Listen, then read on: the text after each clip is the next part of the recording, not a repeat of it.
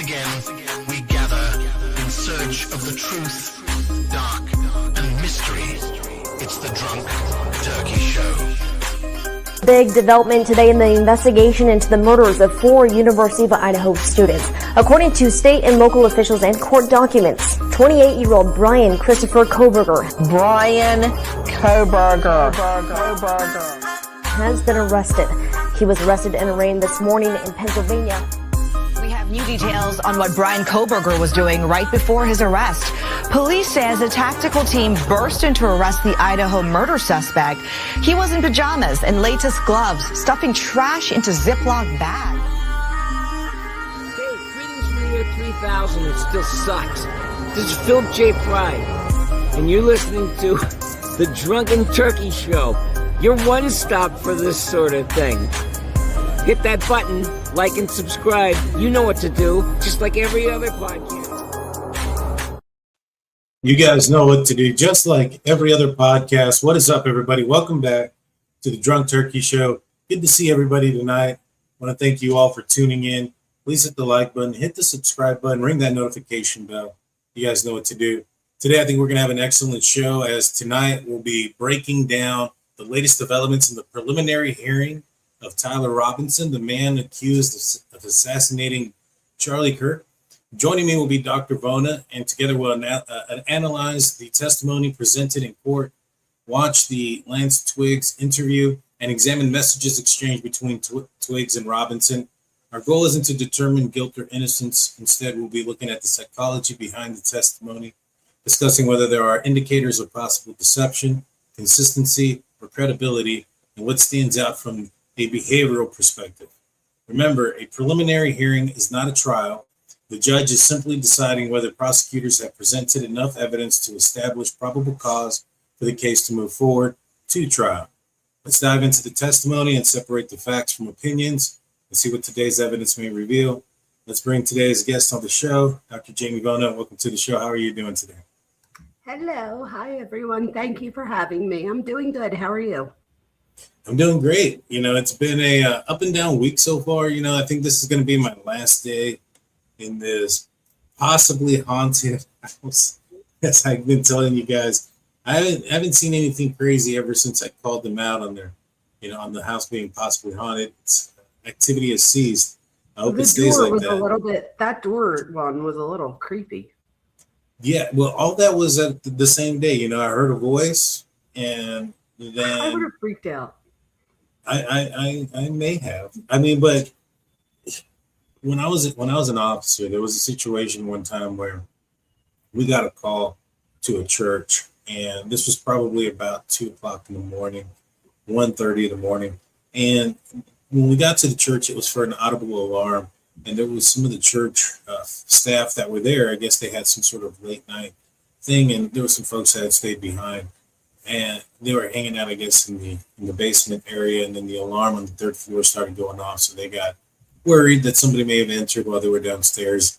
And so they called us out there, and we get there, and there's no alarm going off. We talked to the ladies, and we're like, all right, well, me and another officer named James were like, all right, we'll go inside real quick. So we go in, and as we're approaching the front of the door, the alarm starts going off, so we can hear it. Oh, okay. There's the audible alarm. We notify dispatch when you're doing something like this. You notify them to clear radio traffic. That way, nobody is trying to, pull somebody over or run something at the same time while you're in the building. You need help and you're calling for help and you can't get out because somebody's running a license plate or something. And so they clear radio traffic, and we go in there. We climb up to the 3rd floor. When we get to the 3rd floor, the alarm turns off. No big deal, whatever. We start looking through the rooms, and at the last room on the left was like a rec room, and there was a window that was open, and it was kind of moving back and forth. And I thought to myself, well, there's the culprit. That's what's causing the alarm to go off. So we go and I secure the window. I did notice that the window was to the fire escape, so I was a little bit concerned that somebody may have gotten in there, heard us, and then exited. However, I didn't see any dust, disturbed on the window pane or anything like that, and there was cobwebs there, so I thought it was probably not anything more than just the wind pushing this window open. We leave, we go downstairs into the second floor. It was like a big church. It was like 3 floors. Nothing there. That was a bunch of offices. And then as we're approaching the first floor, we're about to go into the chapel area. And as we're about to walk in, the 3rd floor alarm goes off on its own again. So me and James go upstairs. As we turn the corner to get up there, the alarm stops at the exact same spot where we were the first time it stopped. And I caught on to it. I was like, that's kind of weird. No big deal. We go up there, we search, everything is secured. There's nothing there. We go downstairs, go back through the 2nd floor, go back into the chapel area, and we're walking, through the pews, and we get to where the stage is. And on either side of the stage are these steps that go down into the bottom area of the basement where the ladies were. And, I told James, I'm going to go down the right side. You go down the left side. And he said, all right. So we're going down I go down to the right. And about halfway there, the staircase leveled off and there was a door. I go to open the door, and I swear to you, the doorknob twisted in my hands. Hell no. I kicked the door. I almost shot it, to be honest with you. Because, I had my weapon with me, and I'm going with it, and it twists in my. Oh my God. I kick the door. I walk in. It's a single toilet and a sink. And there ain't nobody in there.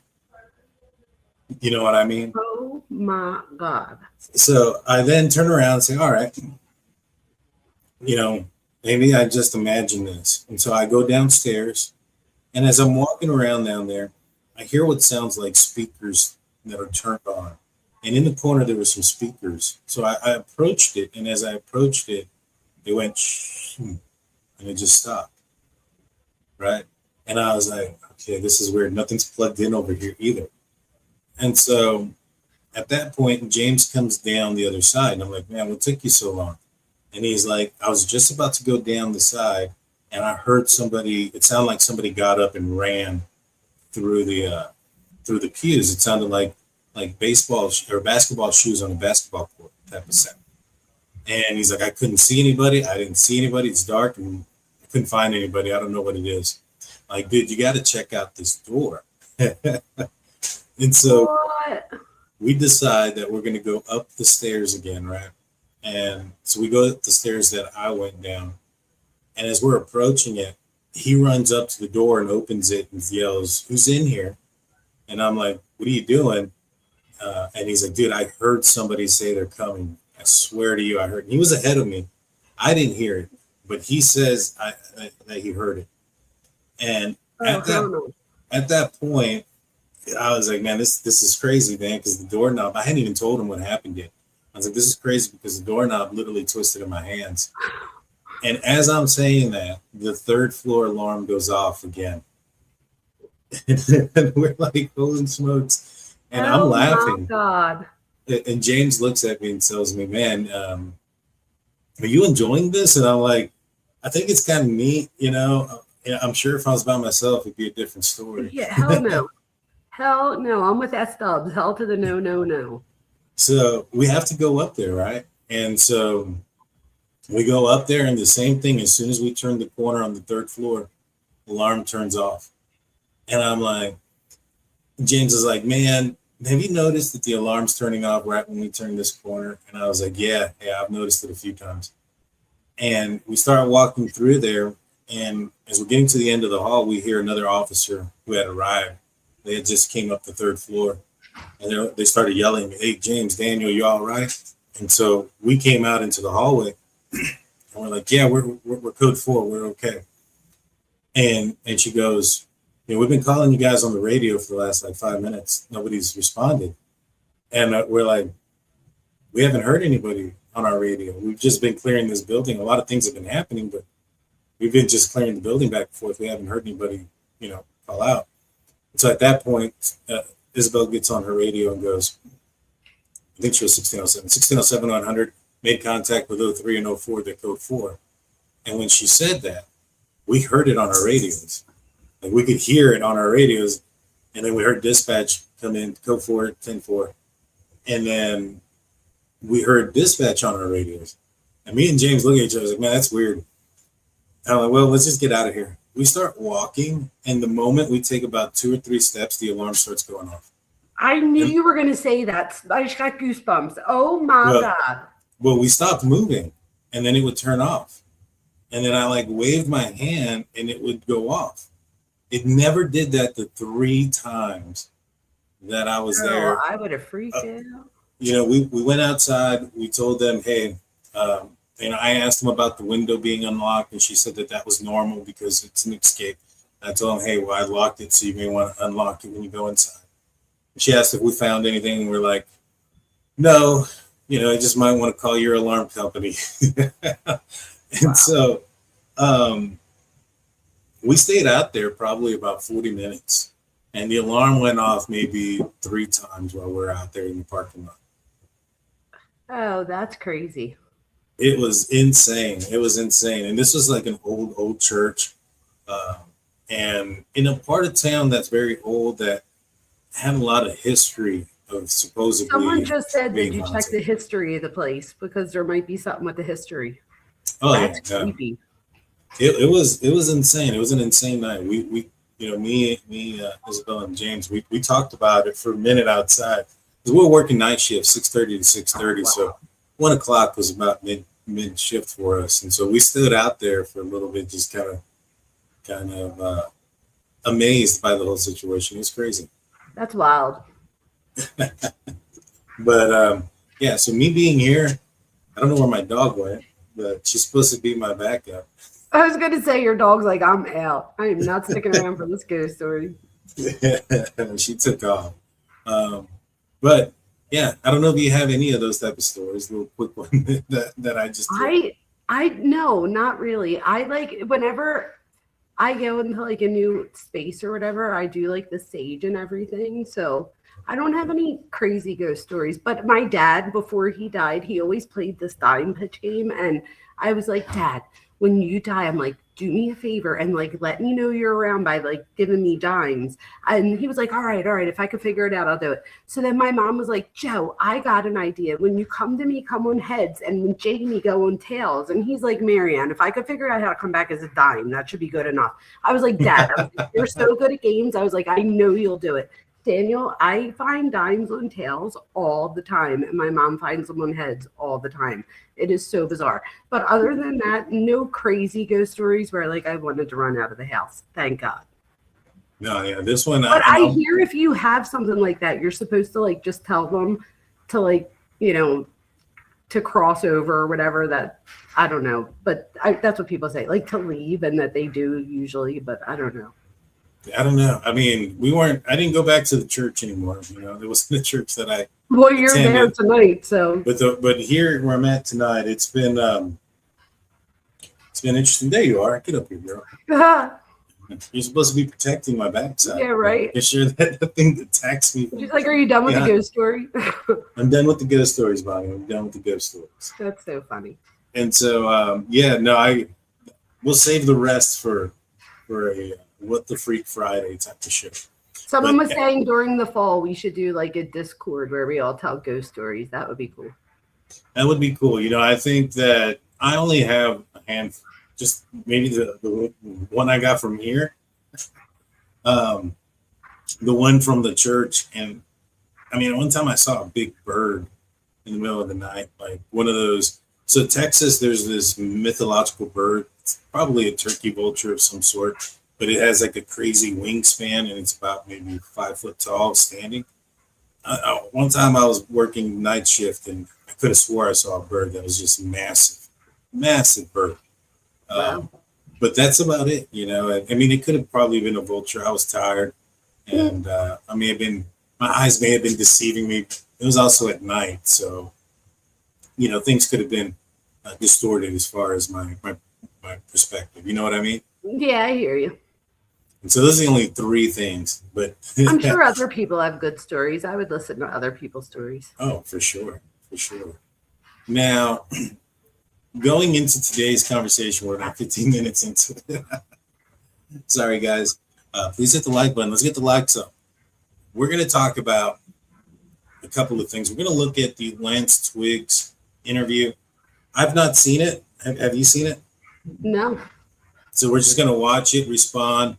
What we're going to be what I want to look for is if there's any like deception, if there's any, markers of truthfulness. Is the story credible? Those type of things. I know there's a lot of controversy behind this case, and so we're not going to get into like the I don't want to say the controversy aspect, but the part that makes people, there's a lot of divide. Exactly. Yeah. All right. So without further ado, let's get into this interview. This was presented at Tyler Robinson's preliminary hearing.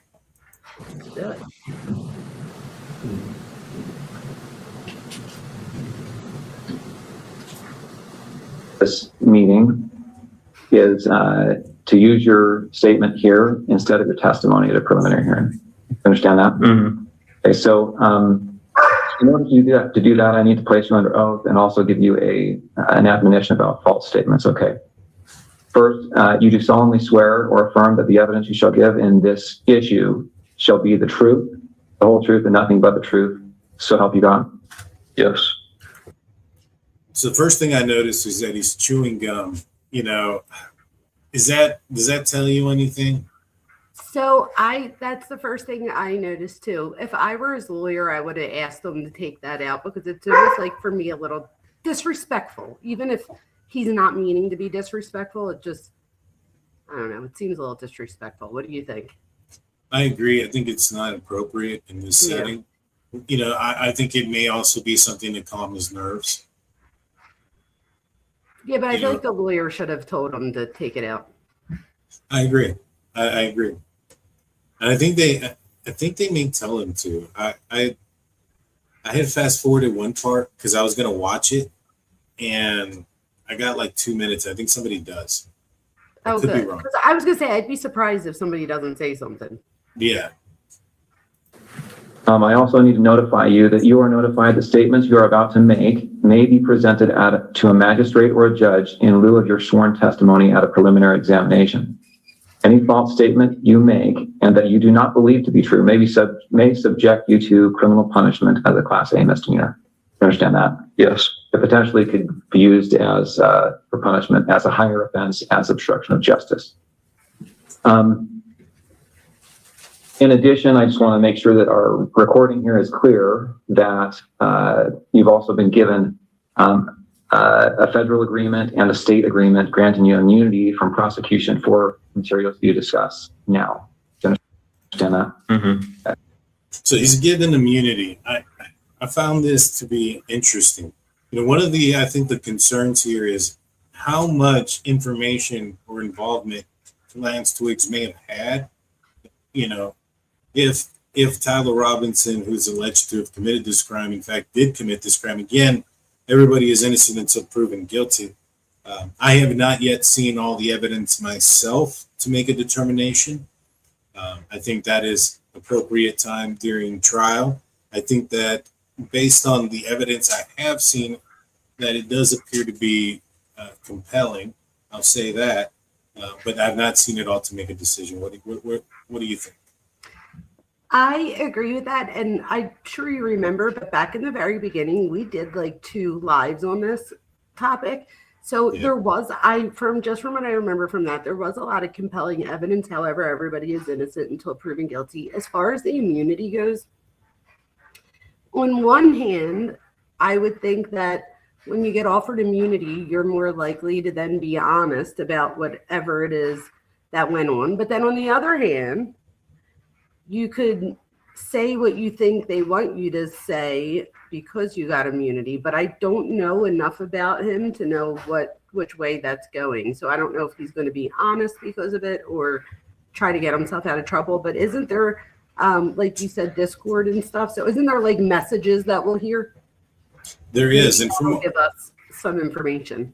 There is, and from what I also understand is that some things got redacted.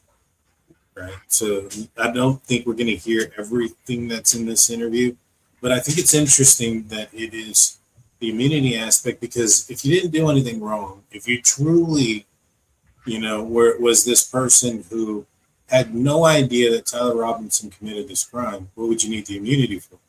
And again, maybe the argument would be is the after part, because, Tyler goes and commits this crime, admits to it to Twigs, who then doesn't notify law enforcement. Is that the immunity that he's hoping to garnish? Because if it's not that, and if it's immunity from possible involvement in this, I don't know. I mean, it's a tricky line. What do you think? I didn't realize that when it comes to immunity, I think I assumed that immunity meant immunity, like from everything. I think that it's important for people like me that aren't in law enforcement to know that that's not the case, right? So you can have immunity on, this is a question, is what I'm asking. Like, you can have immunity on a bank robbery, for example, but not, I don't know, like the aftermath or hiding of it. I don't know. Like, for me, I assumed immunity just meant he's immune from anything that has to do with this. So maybe explain that a little bit. It would be, immunity in his involvement in the case. However,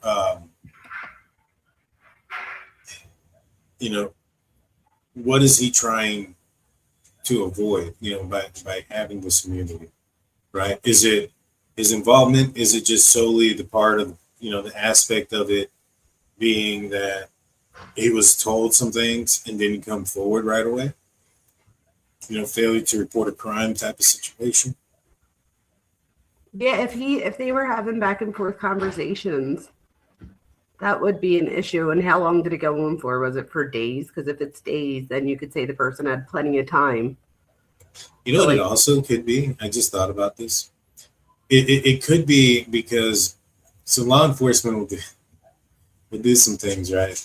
Where they'll say, hey, you were involved with this person. This person talked to you. This person told you things. You didn't report it. We're going to charge you as accessory. That's what I would think. And then, because they came at him so hard to talk, they had to offer him immunity, even though he may not.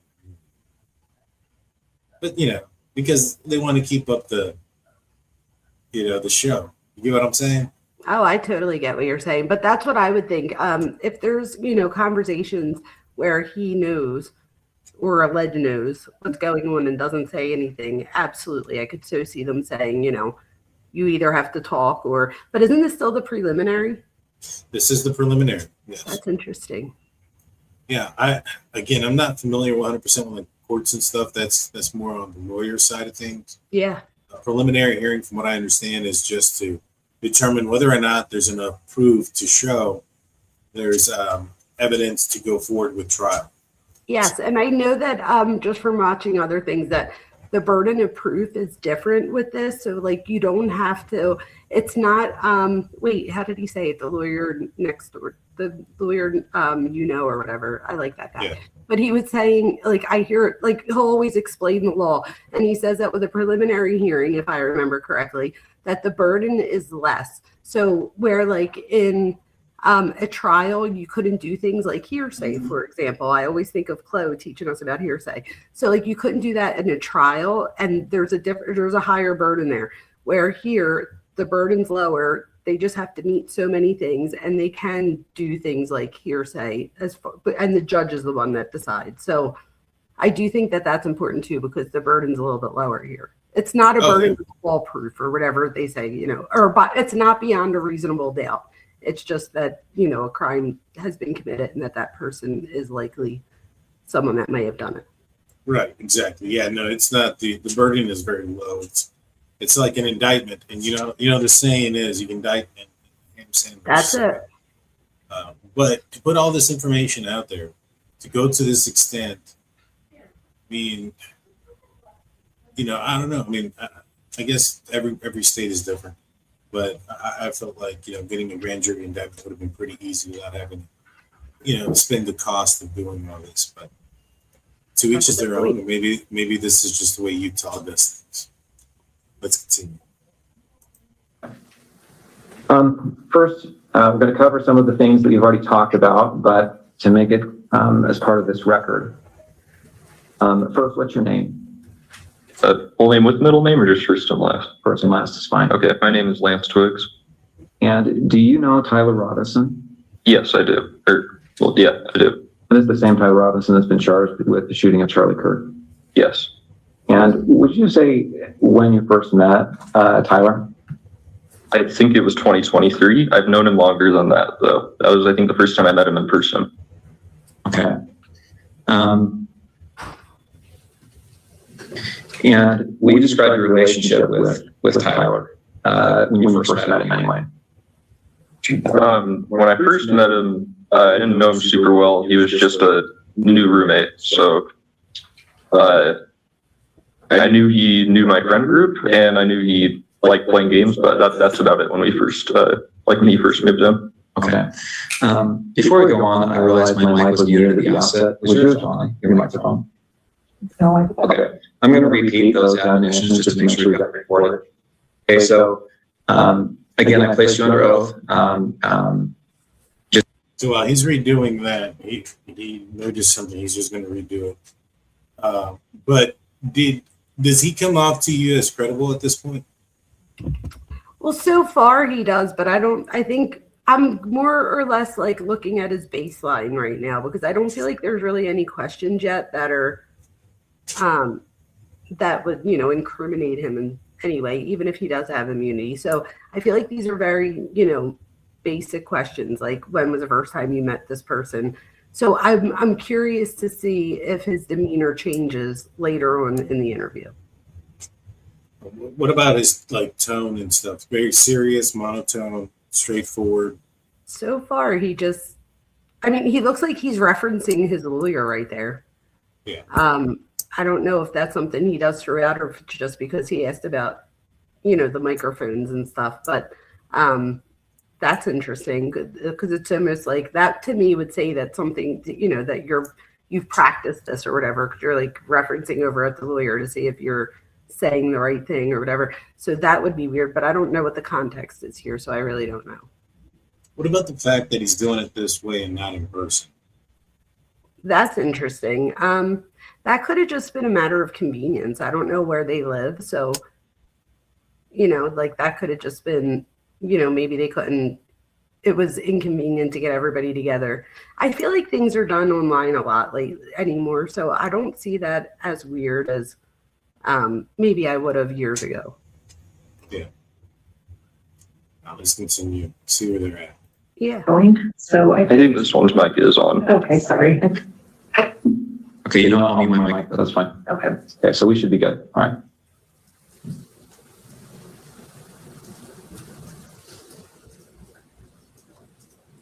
Is that mic on? Yes. Okay, great. All right. Okay, sorry about that interruption. All right, so you said when you first met, you were roommates?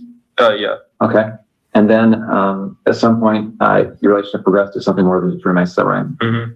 When was that? I think we started dating 2 or 3 months after he moved in. Okay. And where did you live at that time? St. George, in an apartment complex. And is that apartment the same place you lived when on September 10th? Yes.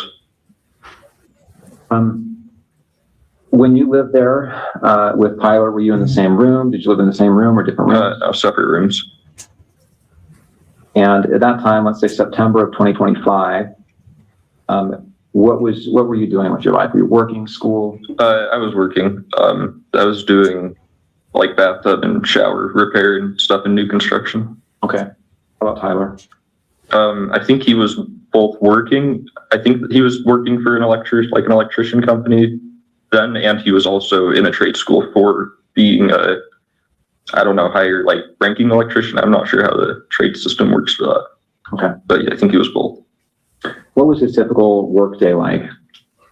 I think he'd leave around 7 generally and get back around 3 to 4, depending on where the job was and how long it was for the day. And then on certain days of the week during school, semesters, he would then later in the day, I think around 5 or 6, go to school. So yeah. Okay, let's jump to September 10th. Did he spend the night in the apartment the night of September 9th into September 10th? Into September 10th. Yeah, he did. Yes. Do you know when he left the apartment on September 10th? I don't know an exact time. I just know he left early. I heard him leaving, and he just said he had a long drive to work that day, so he was leaving early. So he says he had heard him leaving, and then he says that he had said something, that he had to be there early. So it kind of a little bit of a contradiction there, like, kind of sounding like initially that he just heard him walking out and that's what woke him up. But it also sounds like there was a conversation. What do you think? I also want to know what his perception of early is and stuff, and is it different than usual? So I don't know if it's a contradiction or if it's a misperception. So I'm curious. Well, he said about 4 a.m. and what he said was that he said it might have been 5, but it was probably more like 4. Right. But the part that I found intriguing is that he says, I heard him leaving. And then he goes in to say what he told him. So those are kind of different, right? Oh, I see. You know what I mean? I heard him leaving sounds like, I heard the door close and I noticed that it was this time and I saw his vehicle take off. Then he goes in to say, well, he said he had to do something. And then that sounds different. It sounds like two different things. I mean, unless the only thing I could think of if I was trying to play the devil's advocate would be that he woke, that him leaving is what woke him up, and then they had a conversation after that. But I totally see what you're saying. That would totally be two different things. Yeah, it seems like it. We'll back it up a little bit and then we'll listen to it. I didn't even catch that. Yes. Do you know when he left the apartment on September 10th? I don't know an exact time. I just know he left early. I heard him leaving, and he just said he had a long drive to work that day, so he was leaving early. Okay, so early. Any guess as to what when that was? I don't know. I would have thought it was 5 a.m. because that's when an early work day was for him, but it was probably more like 4. Okay. I'm gonna spit out his gum just to make sure that I can do that. you're right in front of your laptop. Here you go. Thank you.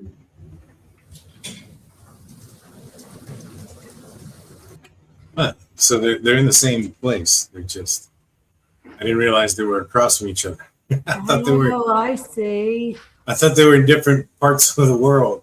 So did I.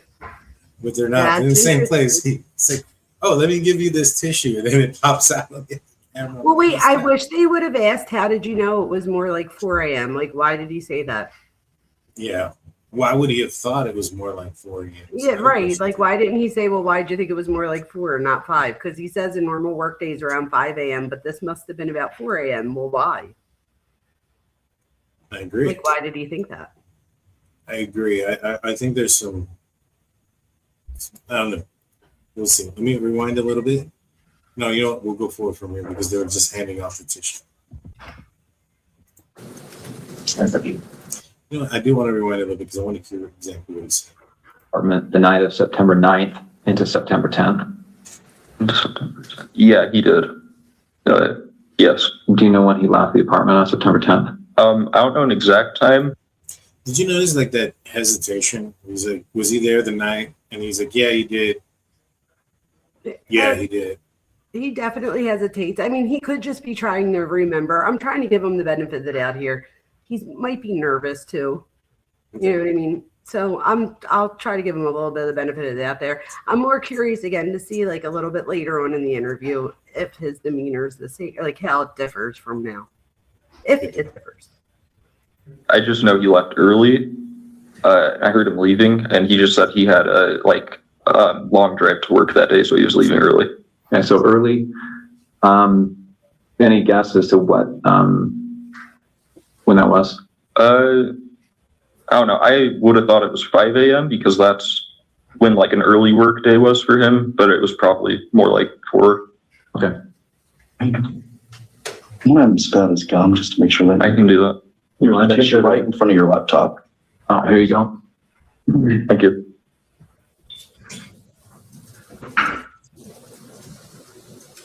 That's up to you. Thank you.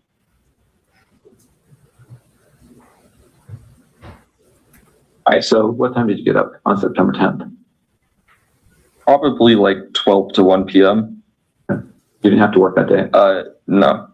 And did you hear from Tyler? Did he call or text you before then? No, he sent that message in the group chat I mentioned, but he didn't message me directly at all that day. Okay. When did you first hear from him on September 10th? It was at 11 o'clock with that like automated message. Okay, 11 p.m. Yeah. This is redacted.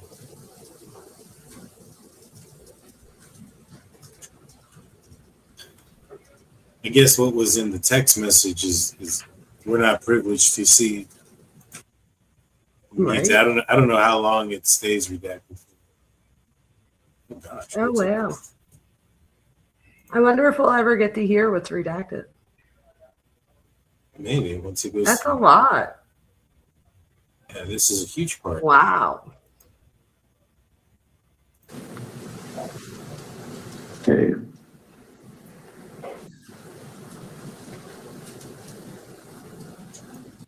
Did he look different to you?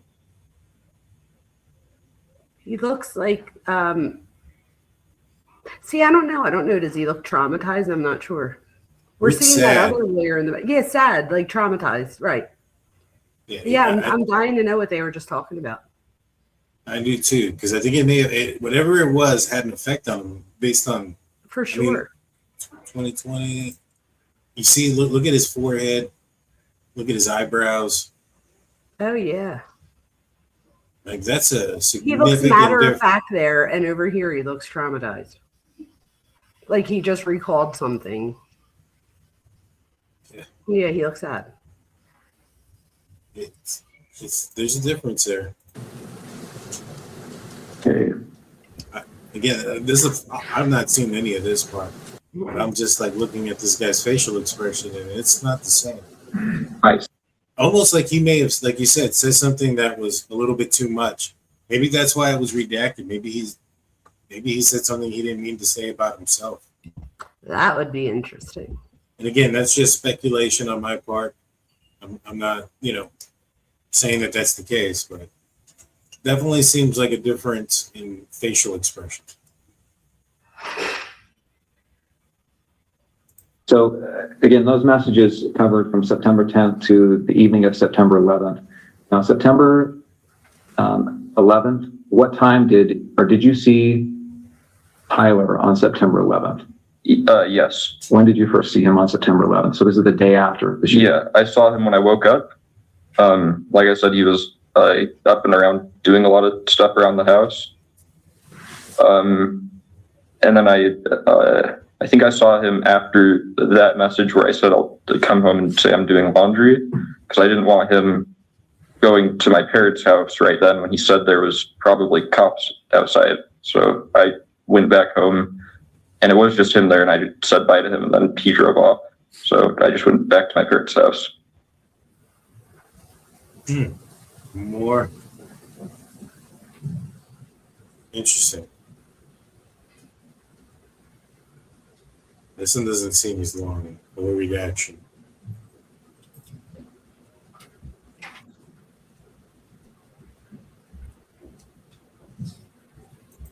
Now, so according to what we, I think, know at this point,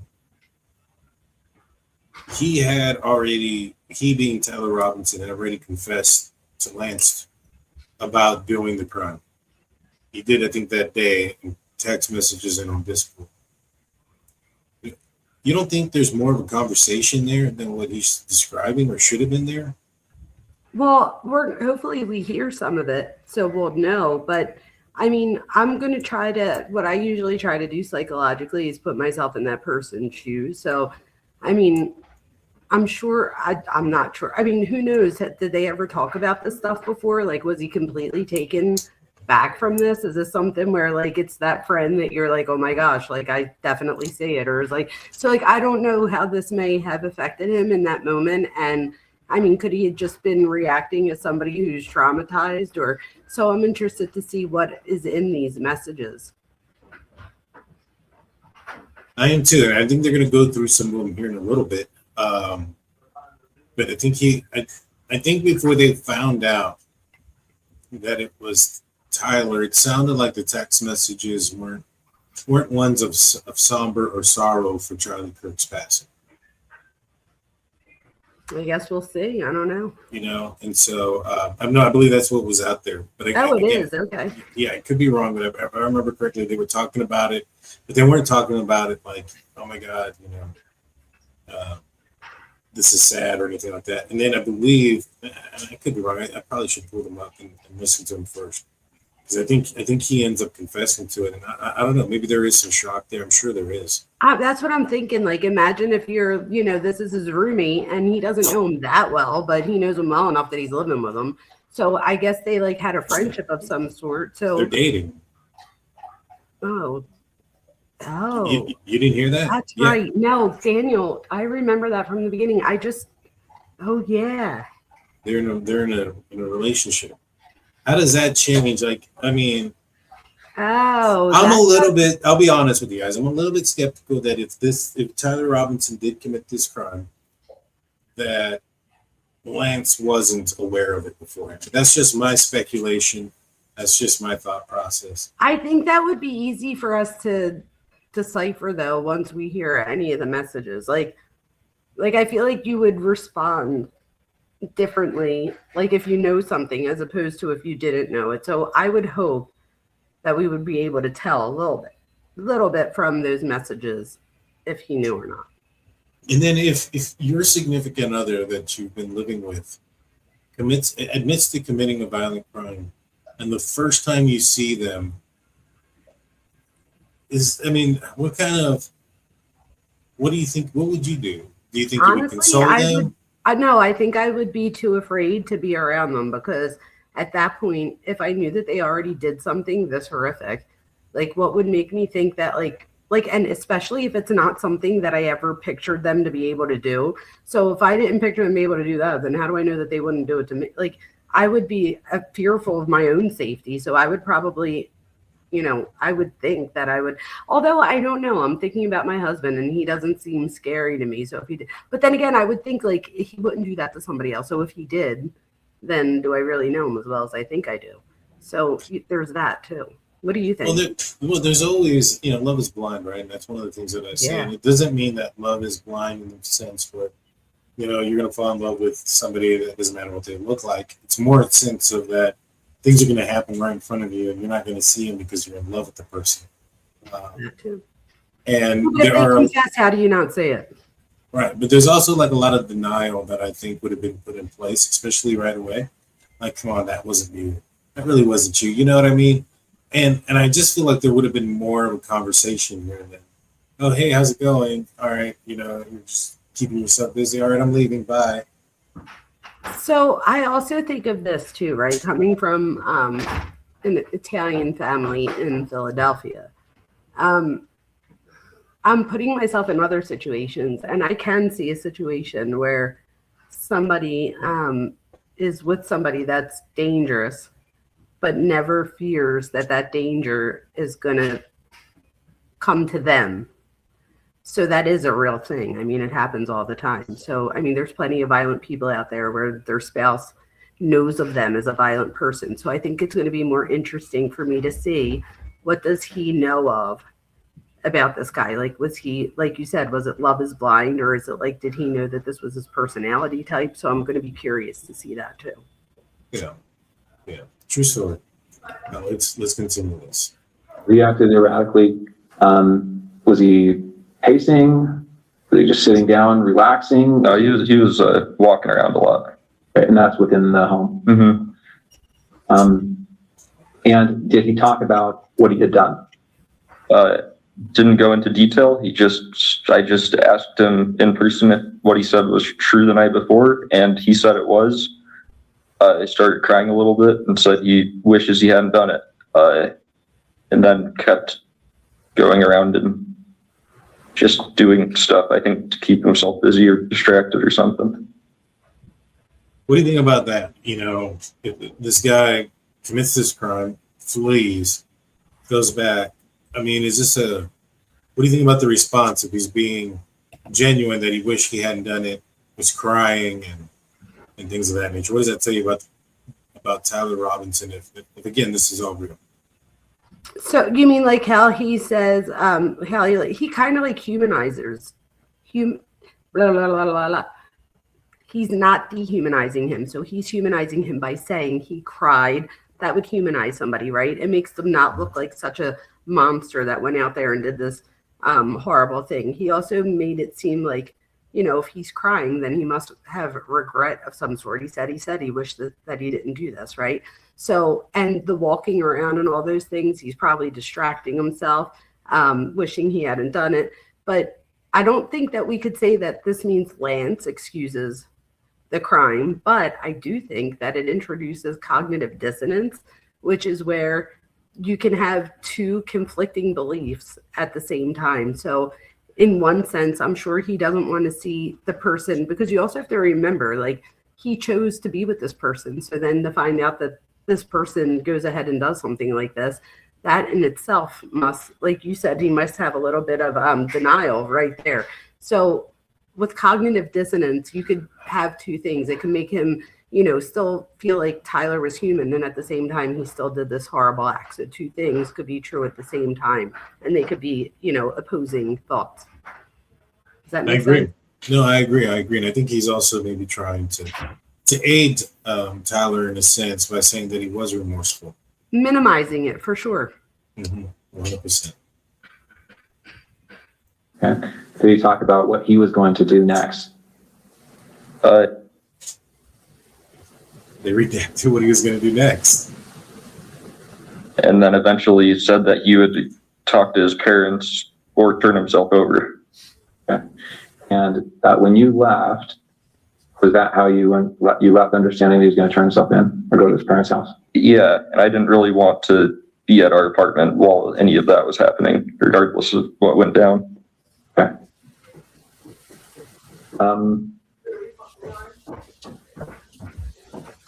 Okay. Before he came home, had you seen the press releases, any of the media on this? I'd seen one Instagram link a friend of mine had sent in our group chat, but I hadn't really looked into it at all.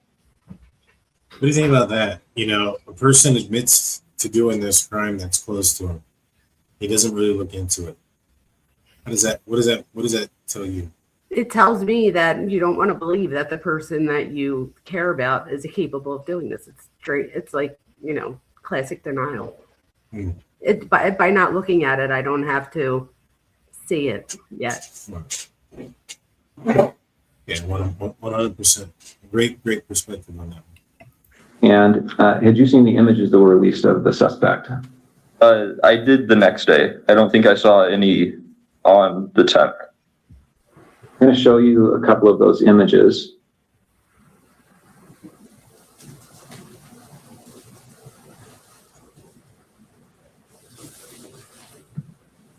Okay, I'm on the FBI's website. You can see the URL there at the top. This is some press release about this event. And here on the screen, you see looks like there's 2 rows of 3 images. Do you recognize the person in these images? I wouldn't say it with 100% certainty just because of camera quality, but that looks like him in terms of the shoes he's wearing, the sunglasses. I don't think I'd specifically seen him wearing that hat, but he was usually wearing a hat, and then jeans. So it definitely, especially the bottom, the last, look like him. So there was something there redacted about the bottom half of them. Oh, they do look like Tyler Robinson. And you talked about that with your friends, right? This him. Yeah, his friends. Yeah, I don't know if I don't remember if I talked about it with any of my friends. And then since I didn't have my phone after that for a while, and I still am not using social media, I don't know on my friends' end. Okay. Anything stick out to you, Dr. Vona, about what he's saying or his credibility, etc.?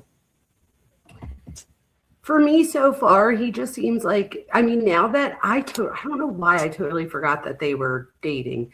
That like adds a whole nother layer for me. So this almost feels for me, and like if you look at his face right there, I feel like you could see it on his face. Like, you know, I want people to try to imagine that you're dating somebody that you think is an ordinary person, ordinary just meaning like that they're the average person, right? And then within the moment of a night you find, or hours or whatever, you find out that this person might have committed one of, a national significantly horrific homicide. That's gonna be hard for your brain to accept. And in some cases, I mean, some people might move to a place of acceptance because they love that person. So, but it doesn't always mean that the person knew about it or that they had a part in it. But again, I'm trying to put myself, because in the beginning I was reacting as if I would react to this. But then I had to put myself, like I said, I'm an Italian from Philadelphia. Like, I know plenty of other situations. And there's plenty of people that feel that cognitive dissonance where you have those two competing thoughts. And I feel like so far for me, it seems like he's sad, or that, I don't know if you want to call that remorseful, but I do see emotion. And I actually want people to keep in mind, because this is what I'm going to be keeping in mind now that I know this. My question for all of us to think is, why did Tyler choose Lance?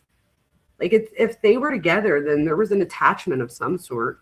So I'm wondering, like, I don't know. I feel like Lance looks, I see emotion on him. Like, so far I see him as credible, in my opinion. When he brought up the fact that he was going to bring up some images, he grabbed his water and kind of did this with it. And it seemed like he was going to get very nervous about what he was about to see.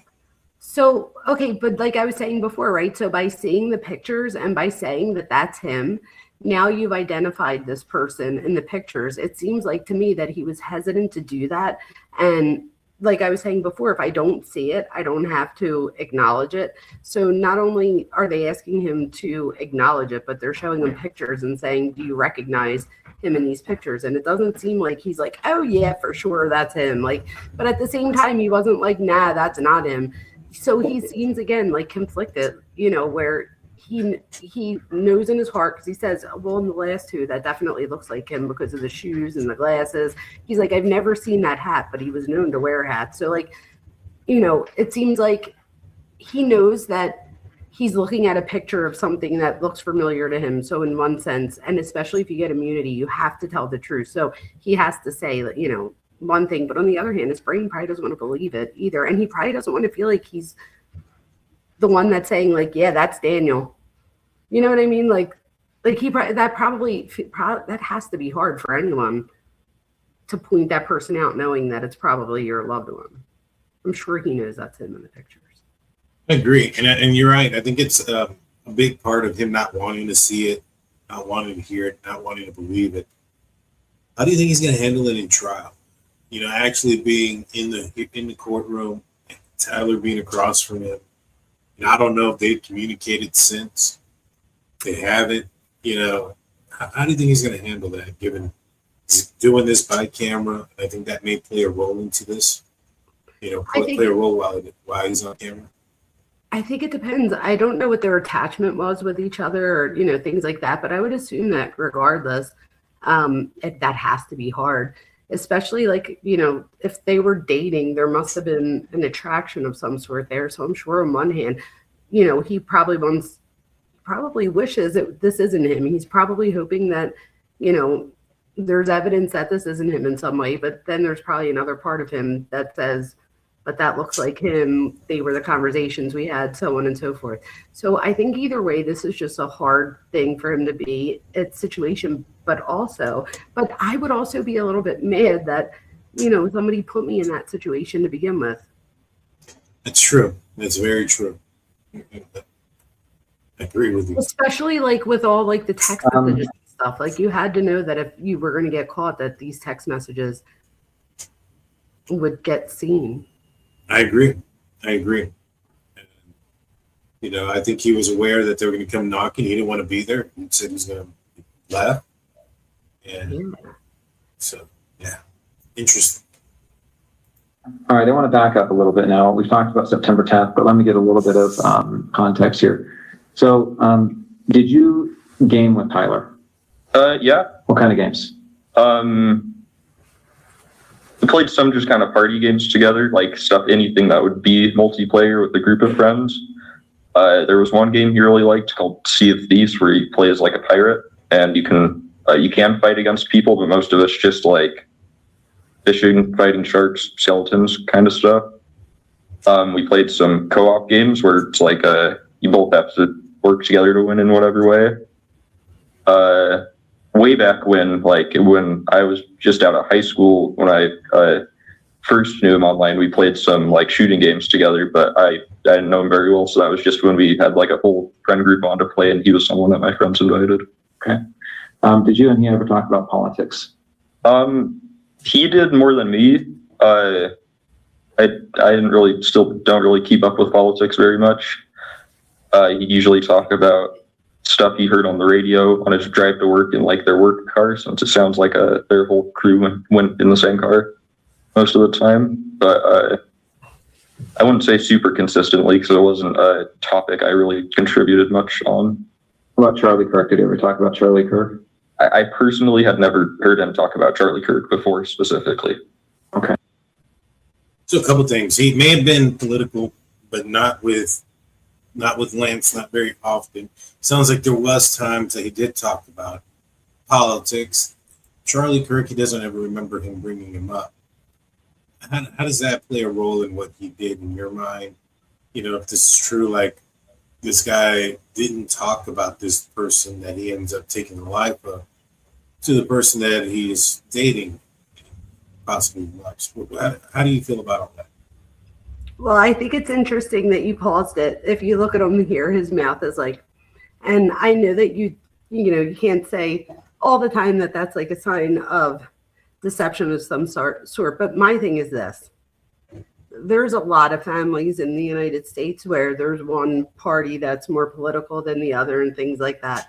And even if you don't keep up with politics or whatever it is, sports, let's just say sports, right? Like, you might not keep up with sports, but I feel like you still know the names of the people on the team. So I'm not saying that he's lying. And again, this is just my opinion, but my thing is, if they really have that much of an attachment, and if this was a political, like something that meant something to Tyler, I can't imagine that it never came up. Could it be that Lance is so not into politics that he might have heard the name before and just never and didn't remember type thing? Possibly, but I don't know that I believe that it was never brought up. Well, those text messages, I'd like to read them. Yeah, I want to read them. Because if there's messages before or while they find out about this, and he is fully versed in who Charlie Kirk is or is saying things about it, I'm going to say that there's going to be some contradictions here. Now, I haven't heard or seen the text messages yet, so we'll see. We'll see. Yeah, and again, this is just my opinion. I don't know that to be true. I'm just saying, I just don't know. It just seems like a really big, I mean, for him to then, if he is this person that did this, so let me just say that, if he is the person that did this, I mean, you don't just go out there and pick, I mean, some people do, but to me, there was like a reason that he did this. So I feel like even if he didn't know his name, I'm sure the topics that made him upset might have came up. Maybe that's what I should have said. So, and maybe it could just be that he doesn't remember that name specifically, but so I'm curious to see if they ask if any of the topics that were important to Charlie Kirk were brought up as opposed to his particular name. It's possible. It's possible. Let's see. If you don't mind sending me those Discords, that'd be great. That way I can see him. Oh yeah. Let's continue. Could you put a link in the chat? She's the best. How about political issues? So did you ever talk about gender identity issues and LGBTQ rights? No, not really. Usually if he did talk about politics stuff, it was relating to Trump or current like policies being like issued or voted on, I think. But yeah. All right, so interesting. He's asked about gender and things of that nature, but he answers a different question going back to the politics stuff as if it's still on his mind. 100%. That's why I put my hands up like, oh my God, I can't believe they just said that because I hadn't seen this. And I literally said, I'm interested to see if he asked about how those topics came up. Can you rewind that part? I just want to hear that again. Like, I just want to see how he reacted again, because I totally agree with you. I feel like he like evaded that question. But maybe I mean, you know, I think maybe perhaps there's also the part of like him answering that other question still like kind of feels like he wasn't being truthful about the political conversations that maybe. Well, he brings it back up and it was like 5 minutes ago. Yeah. So like you said, it's on his mind. Yeah, it definitely is. Specifically. Okay. How about political issues? So did you ever talk about gender identity issues and LGBTQ rights? No, not really. Usually if he did talk about politics stuff, it was relating to Trump or current like policies being like issued or voted on, I think. But yeah. So he says not really. He doesn't say no. It's true. And then it goes right from that to back to the politics thing. I'm thinking about it and I'm like, I'm glad that you played that back, because normally in that situation when he asked that question, the answer would be. Right, so before that you happened. For a short. So what was that? I said normally the answer to that would have just been no. Not really. And when the political stuff that he did talk about, that like you know, he went off on that whole thing, and then it, like for me felt like he was evading the question kind of, or felt uncomfortable with the question. I agree. I agree that it felt like he was uncomfortable with the question. And I mean, him to go back to it, I think to me kind of seemed like maybe perhaps there was a, oh gosh, what's what I'm looking for? I guess he felt like he needed to answer more of the question. You know what I mean? Right. That's how I felt. Interesting. And then I'm getting all the, I got them all. Thank you, Cuffy, for putting that into the Discord. I'm trying to get them all saved on my computer. There we go. All right, let's continue. Let's go back a little bit because he said something interesting.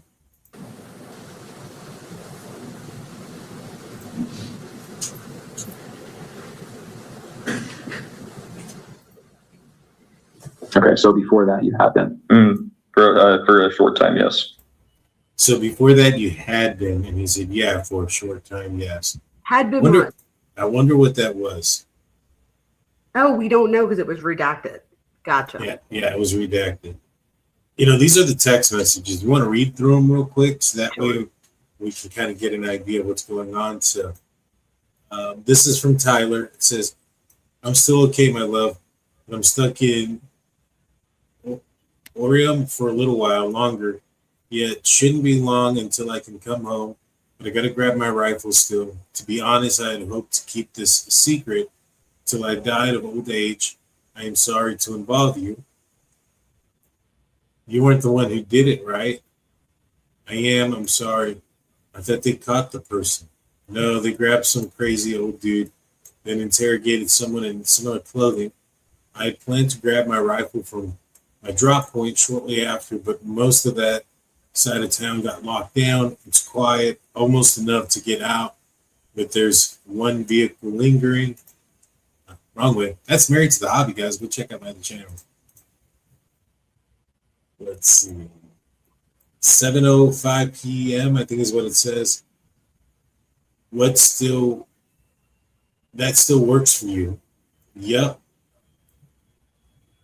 Now, which one? Let me go back real quick. So this is from Twiggs's phone. He's on the right. Tyler's on the left. So he's telling him 7 p.m. still work for you. He says, yes, I love you. I love you too. Hope work's going well. I love you so much. I love you more. Drop what you were doing. Look under my keyboard. What? You're joking, right? I tried to delete that. So I guess this is earlier in the day. At 4:33 p.m. 11 p.m. is when he sends that. We'll go back to this first image. Does it say a time? It does not. That's interesting. Oh, and then this is when this comes in. So I guess this is just a duplicate. My mistake, guys. Then this comes in where, where he comes in saying, I'm okay. And he says, what? You aren't the one who did it, right? Wow. Like, if he wasn't following it like he claims he was, why would he automatically assume that that's what he's talking about? And it's crazy that Tyler is also automatically assuming they're talking about the same thing. Well, he said, I'm sorry to have involved you. Right, but like, if you had no idea who Charlie Kirk was, you weren't aware of the shooting or any of those things, or even if you were slightly aware of the shooting, why are you jumping to that conclusion that quick? Well, I don't know if you remember, though, back when this happened, it was like national news right away. So it could be that, he see, but it also, I would like to see the page right before this. It's this one. That's right before it? Yeah, I love you, love you so much. Then he goes, drop what you're doing, look under my keyboard. I wonder what was under the keyboard. What? You're joking, right? I tried to delete that. Oh, that tells me that something with the keyboard, under the keyboard he saw made him know. Now, it does seem like there's something that's not there that's in between them. Right. Because I'm still okay, love, but I'm stuck in worrying for a little bit while longer. It shouldn't be long until I can come home. I got to grab my rifle still. Like, wouldn't you be like, what do you mean your rifle? Why do you have your rifle? Instead, it's, what, you aren't the one who did this, right? That would suggest to me that he's obviously not shocked, right? Because, like you said, he would be like, what are you talking about? Like, did what? But that's interesting. I don't know what we're not seeing, though. Like, is that the first that they talked about it? Like, did they talk on the phone? So I have so many questions. Because if this is the first that they talked about it and there's nothing else before this, like if the stuff before this is like, did you stop at the Acme type thing and then it just jumps to this, well, then absolutely, like he clearly has to know more to just be like, oh, you're not the one that did this. Like, why would you even assume that I did this if you didn't know that it's possible that I did this? Or unless he told him that he did it. Yeah, and YouTube Bad Actor says under the keyboard was a note that told what he was doing. Then there you go. That makes sense. Do we know what the note said? I'm not sure yet. So then I remember briefly what it may say, but I don't remember. Well, then that makes sense. So if he says look under the keyboard and then he looks under the keyboard and finds a note that gives him like, an idea of what's happening, I could see why he would be like, wait, you're not the one that did this, right? Because he probably then turned on the news and he probably saw, because at that time they did but they detained somebody. It was the wrong person. They realized, like he said, it was an old guy or whatever. So it seems to me like he saw whatever was under the desk, looked on the news to sees that they had another guy in custody and was like, what are you talking about? Like, did you do this? I thought they had somebody else that did this. Yeah, maybe. I mean, I don't know. I got a sense of staging in this. Like, this is like, I don't know. I just feel like there's a lot of, doesn't seem right. I wonder if we're going to see anything else in that video. Maybe. let's see. I don't want to call chance while they're parked there. If they found it, I imagine they would have been more commotion. Again, I'm sorry for roping you into all this. You shouldn't have to worry about this. And it just kind of seems like they're going to a certain. He's going to a certain extent to show that, because I know he's probably aware that they're probably going to find the rifle. They're going to trace it back to him, check his phone, and he's trying to make it seem very much so that Lance wasn't involved. Yeah. You know, like purposefully putting that out there a lot. Lance wasn't involved. It's interesting. It's so interesting. And I'm trying to like imagine myself being Lance in the situation. He probably is in shock. I mean, he probably doesn't even know what to say. What about this? He asks him, Lance asks, does anyone else know? And his response is, not to my knowledge. So that would say to me that he just means like in other words, not that I know of, but like there could be a video of me, there could have been. So I think that's how I take that. He goes on to say it's going to be real effing annoying if I can't get to this thing till like 3, then have to drive back and still go into work. So, you know, he's concerned about how annoying it's going to be for him to wait around and still have to go to work. Does this sound like the crying guy that said he wished he hadn't done it? I was just going to say that does not make it sound very remorseful, because he's bitching about having to wait around and then still have to go to work tomorrow. I don't like that at all. Goes on, this tweet says, I think it says, you're not sure they aren't waiting to see if anyone comes to collect the gun. That's what he said. Because I've gotten close enough that they would have jumped me if they were waiting, and they would probably be more concerned with pulling prints off of it. It's true. Needless to say, I'm be late coming home. Just stay safe. I will. I'm more worried about what my old man would do if I didn't bring back Grandpa's rifle. It's far scarier than any Fed NGO. I'm not sure what that means. You know what NGO means? Not gonna lie. Not gonna lie. Guess I'm sitting in my car watching reels for another hour until this guy F's off. He's just sitting in his car watching reels. Wow. And he's more afraid of his dad and him not bringing the rifle back than he is about the feds. That's true. That's interesting. And it says, are you something? I can't make that up. He goes, yes, checking. Are you okay still? Okay. Yeah, you're right. Are you okay still? Yes, checking spot again.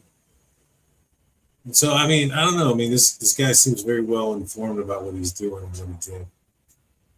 I almost like these make me feel bad for the Lance guy. I think I'm right on when I said from the very beginning that we all should be thinking, why did Tyler choose Lance? Interesting point. So he goes on to say, they're checking the spot again. I'll update soon. The squad car was moved further away enough that I should be able to move in. Backed off because I thought I heard footsteps, maybe the foot patrol, but their crickets here are also effing loud. Gonna see if the road closure to campus is open so I can drive past and check things out. Probably still closed off though. Getting worried, hard to know for sure, but I'm not finding my rifle. Could be in the wrong spot. You think they found it? Don't know. They haven't published anything. If they have, what do you think that says? It says, here, go out a little bit, like back. Yeah, like that. It says something. What did you? I don't know. Is there another page of text that might have it? No. It don't look like it. Does anybody in chat know what it said? see. It says, remember how I was engraving bullets? The effing message. What? The effing messages are mostly a Big meme. big meme. You know, I mean, he's putting everything out there. Like, hey, I did it. Here's my gun. I wrote the message on the ammunition. And wait, what does he say there? If I see It says, Justice Bulge, whatever, on Fox News, I might have a stroke. So in other words, he's saying, like, if he sees that, almost says to me, Daniel, that like it's almost like a pride thing, right? Like if I see this on Fox News, like it reminds me of Mackenzie Shrillo almost, like, oh my God, I'm on Fox News. Like I'm getting like, you know, I'm not getting like that he means like, oh my God, if I see that, I'm gonna die. I see that more like, because he said, remember, I was engraving the bullets. I was gonna say, yeah, he says, remember how I was engraving the bullets with these things? What do you think? So it's almost like if Fox News puts it out there, it's like my message made it, is how I take it. Well, yeah, but what about the fact that Lance saw him engraving bullets? Okay, this is the thing. I thought about this for a second, like as we were thinking, and I'm like, okay, but okay, this is my thing. Does he really know this person? So is this an artistic person? Is this a person that, you know, does other things that, I don't know, because you could say on one hand that that's one thing. For me, if I ever see somebody engraving a bullet, that is going to be a red flag. That's like a boulder. That's not even a red flag. That's like a red boulder. Like if anybody's out there and somebody's engraving bullets, that is a red flag in my opinion. However, you could, you know, chalk it off to somebody being artistic or something, but I would say read what's on the bullets. And if the message on the bullets are something tied to something emotional, well, then that's even more of a red flag to me, because now it just says to me that why else, what does a bullet mean? Like, what is the significance of a bullet, right? It's to shoot someone or death, right? So to me, like the significance of the bullet says one thing, and then putting a message on it, I mean, that's huge for me. And I almost feel like I'm getting pride here and not regret. I 100% agree with you on that one. And what he was putting on there was like these furry and messages that were on there that go along with that community. So think about notices bulge, and then you know, these are things that I think that Lance was aware of. You know, he was aware of these memes and stuff. But he puts it out there like in a whole confession type thing. It's pretty crazy. So crazy. It says, all right, just I'm gonna have to leave it. Oh yeah, I'm gonna have to effing miracle. That effing my old sucks. man. That's right. Yeah, effing sucks. My old man. Something. I mean, he's talking about more concerned about his father and the gun. Doesn't shoot all the guns often. I'll act like I have it for a year or so, and then act confused when he asks for it. I say I left it with him. So in other words, he's going to blame his dad in a couple years. So this says a lot to me. One, it says to me that he thinks he's getting away with it.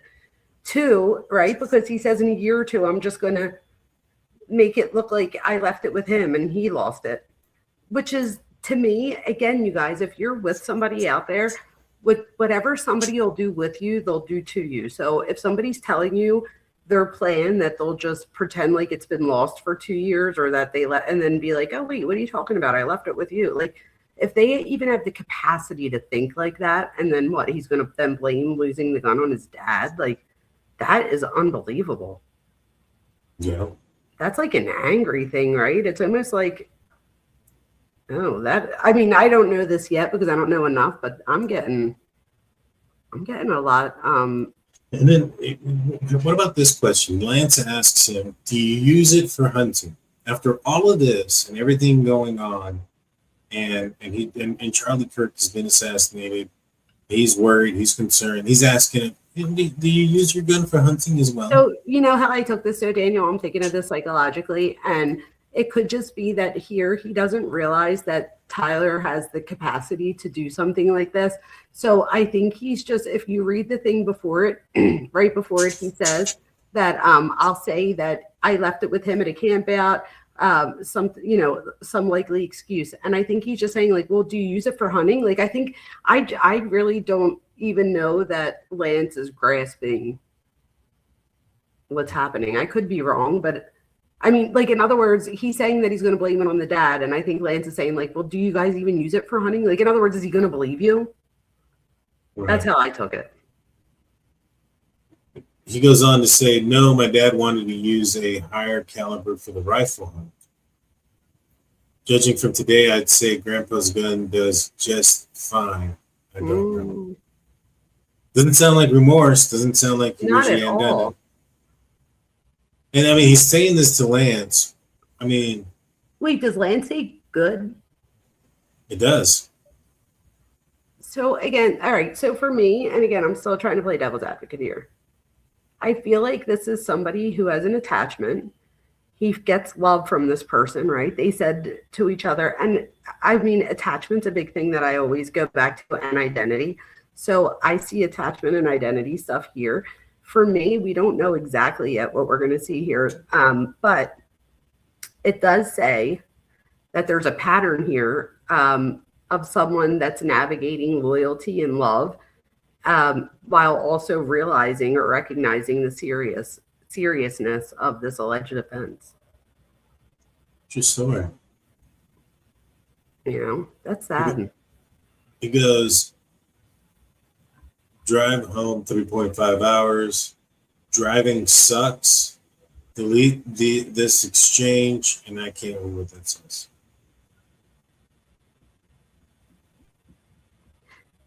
Do we know how soon this, like when this interview is from? Like, I know we're hearing it now, but do we know if this was like right after the crime, or was this like recently, the interview that we were watching? I think it's recently, because I think it's more to do with the preliminary hearing. So this is recent. Do we know if he spoke to police back then? And if so, like, will we hear that, do you think? Come trial, possibly. That would be interesting to see if there's differences.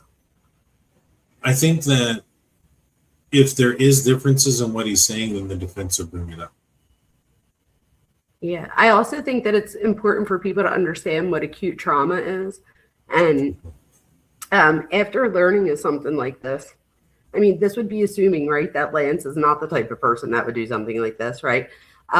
So assuming that this was a traumatic event for him, we often see with acute trauma responses fragmented recall. So it wouldn't be abnormal for the recall to be fragmented in a way that, you know, if there were two different interviews, that I think it would be weirder for me if they had the exact same, like if his story was the exact same both times, because fragmented recall is something we see more often. Even things like uncertainty, emotional flattening, which is what I see a lot here too. I don't see him like as far as like tearing up or crying or anything. So not like that, more flattening, like where I don't feel like we can always tell right off. I feel like with my facial expressions, for example, you could tell if I'm like, what the, or if I'm like, what? Like, I feel like you could tell my emotion. You're not getting that same thing from him, in my opinion. It's a little bit more flat. However, I still see the emotion under it. I could still, you know, I still feel like I could feel what it is that's going on here. He also attempts to reconstruct the events like as they happen, which could just be the way that they're interviewing him. But we see a lot of these characteristics here, and I think that it's important just to remember that these are the same characteristics that we see with acute trauma response. That's all. Yeah. So like, I feel like this is more consistent with somebody that's processing trauma rather than rehearsing a narrative. It isn't proof of truthfulness, right? But it's a pattern that I'm recognizing. And you're possibly right there. You know, I'm skeptical with that. Sure. That's where I'm at on this one. Yellow Rose comes in we saying, work so well together, right? Like we both come from different angles, and we come from the same, like we have the same overall thing, but we bring it in different angles. So I think that that's good that you're more skeptical than I am. Yeah, I'm very skeptical on things, just as you know, he comes out talking about this, and I don't know, it's just, yeah, he confesses. Tyler basically confesses to Lance, and his response is different.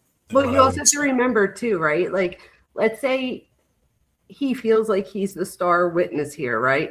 So, and I don't know what his love life was like before this. It could, I mean, what if Tyler made him feel so loved and like, you know, somebody really cared and all this other stuff. And he said that he first met him when I was listening. He said that he first met him right after high school. So that, I don't know how old they are now, but do we know how old they are?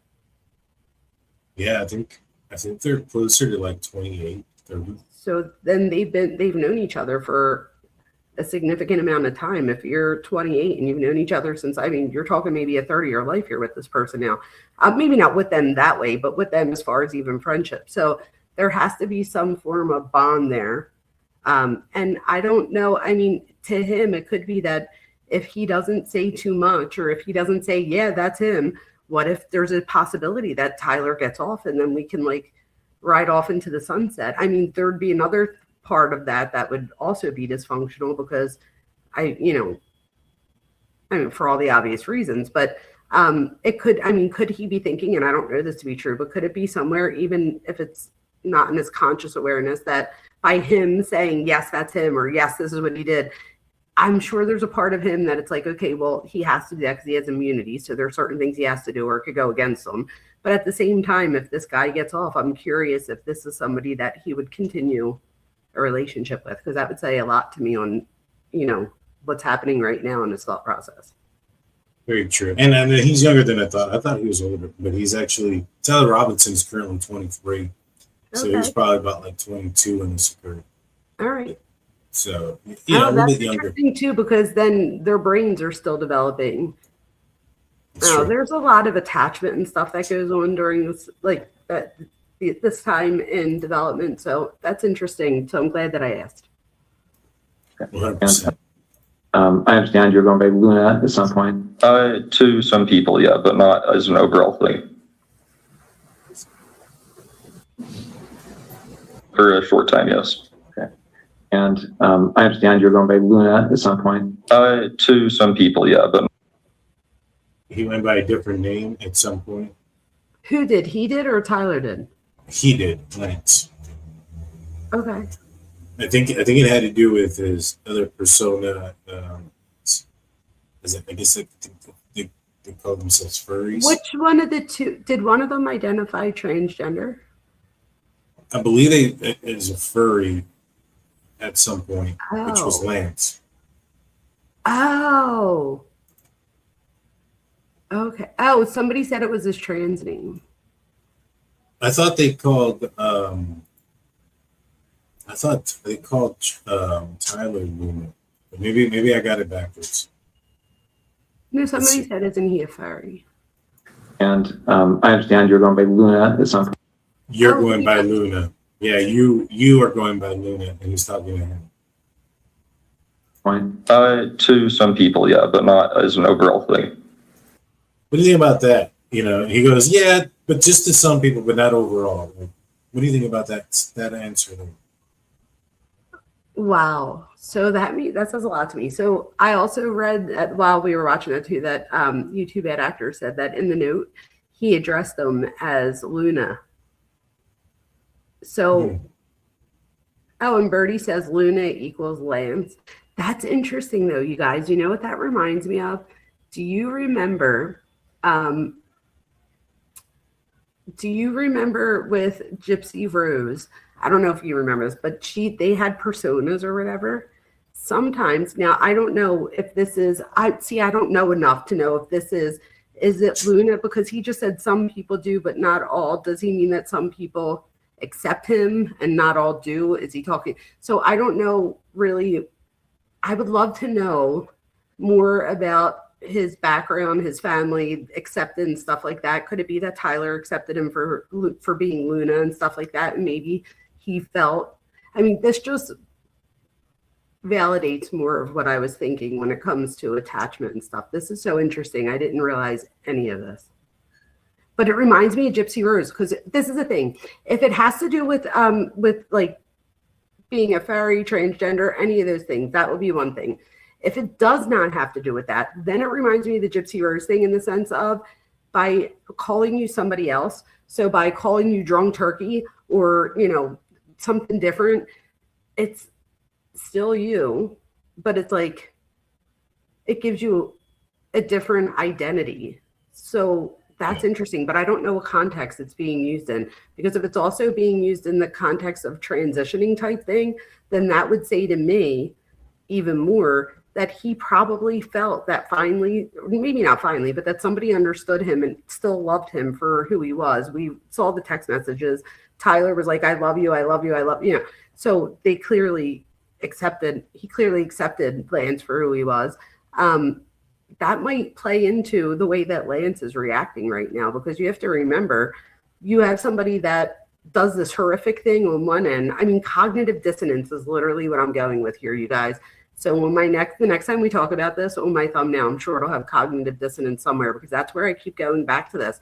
On one hand, he feels accepted and loved by this person. And then on the other hand, this person does a horrific thing that I'm sure he wished he didn't do, because then now, he has to now, do this. This is so interesting to me. I can't even tell you. If it's the transition thing, it just adds so many layers. It just tells me that he's probably in denial for a huge fact that this guy accepts him, and now he's no longer going to be around for him. Well, there seemed like there was a little bit of, I don't know, not complete confidence in it. I mean, he's saying, yeah, but only a small people knew me. As that it was like minimizing his involvement in the community and his involvement. There was like, yeah, it's just a small part of me. Nobody really knows. So but that's what that says to me. So somebody just said, what am I explaining here? Lance's behavior? Yes. So that's what I'm saying. So in other words, if just so some people called him that, I feel like when he was being referred to as Luna, is that the person? Is Luna who he really identifies as? So whether it be a fairy, transgender, whatever the case may be, Luna is a different identity than Lance. So when he says not everybody, some people, I'm wondering, the people that do refer to him as Luna, does he see that as a sign of respect? Like, these are the people that see me for who I am? And maybe not everybody sees him for who he is. And maybe, people still call him Lance. And I don't know what he wants to be referred to as. But I don't know. I see sadness in these guys' eyes this whole time. Yeah, it definitely does show up through. And it makes total sense. Yeah, through the total of the interview. I think it wasn't, it wasn't as prevalent in the beginning, but as this interview has gone through, you definitely can see it. It makes so much sense too. Mm-hmm. And another redaction. A lot of redactions here. Sure. Okay. I think that's all the questions I have for this portion. Let me check and see if I've missed anything.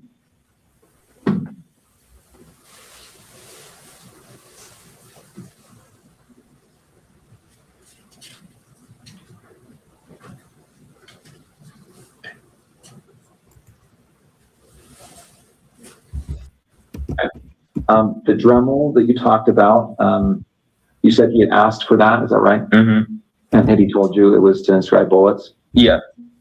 And so did you have a Dremel then? Yeah. Okay. It was in our our apartment. We had a section where we kept all our random tools for household stuff in our lower basement level pantry. So yeah. Okay. And did you give that to him or tell him where it was? I just told him where it was. Yeah.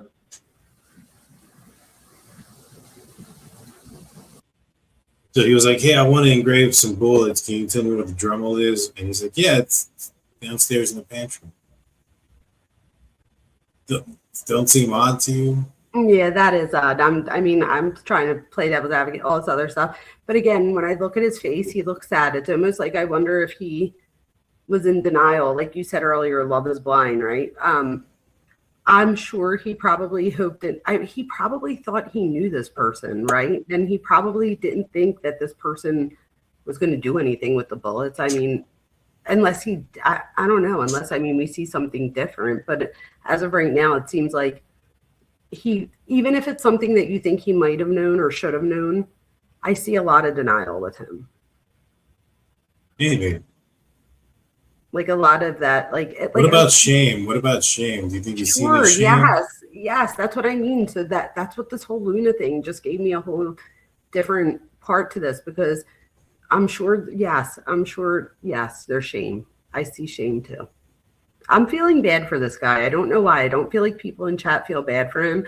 I feel like, again, I keep going back to the beginning. I need to know more about this Tyler and like the role that he played in Lance's life and why, because again, he involves him and knows that it's wrong because he says, "Oh, I'm so sorry I involved you," type thing. And he said that more than once. But are you really sorry you involved me? Like, you wouldn't have involved me if you were sorry. You know what I mean? Especially not in text messages. I feel like, was he manipulated, Lance? I don't know. I mean, the whole approach just seems weird. Like, hey, do you know what the Dremel is? I want to engrave bullets. Yeah, that just doesn't seem right. Yeah, it's not something that most people do. No. And I think that would garnish further questions. Why are you doing that? You know what I mean? Like, what are you doing? What do you mean? I mean, Luigi Mangione had just been arrested and charged, and one of the biggest things was that he engraved those bullets. Yeah, right. Yeah. Wait, Cuff, you just made a good point too. If you're like lovers or whatever, if somebody says that, like, where's the Dremel so I can engrave a bullet, I'd be worried that they were going to use it on me. It's true. So the fact that he doesn't, so that's interesting though, right? Because if you're not thinking that way, is it because you guys have talked about this before and you know what's happening? Like, so that is interesting, and I will keep that as an open thought. That was a great point. Thank you, Kelsey. That is an amazing point. Very good point. Okay, I'm going to go ahead and end the recording for the 11:02 purposes.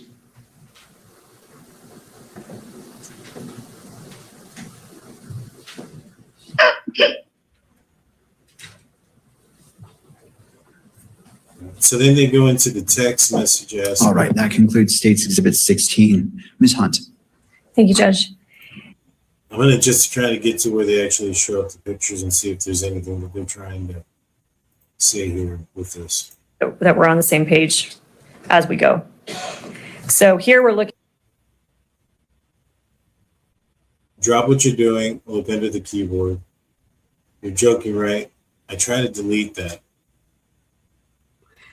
So my thing is this, why would you tell me to look under the keyboard?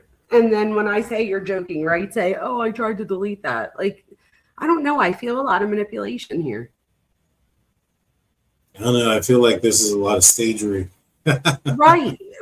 But so both things could be true, right? So he could be staging it, but it doesn't mean that Lance realizes that, which would then Well, I mean, I think there could be stage where they're trying to minimize culpability on Lance's part.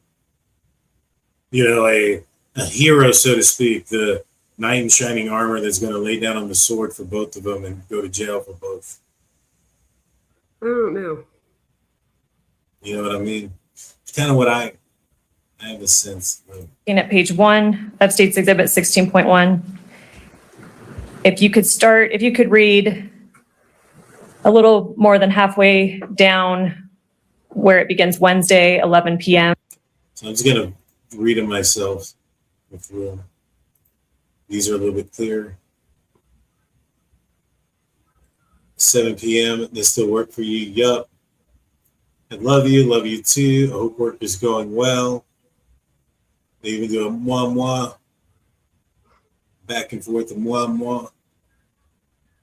Drop what you're doing and look under my keyboard. So this is like, it's 4:33 p.m. That's when they exchange the moi mois, and then at 11 p.m. is when he's saying, drop what you're doing. So my question would be, wasn't he talking about how he left at like 4 a.m? Mm-hmm. So he's still not home yet? It's true. And if he is home, then why would you text me to look under the keyboard and not just tell me or show me? It's true. Let's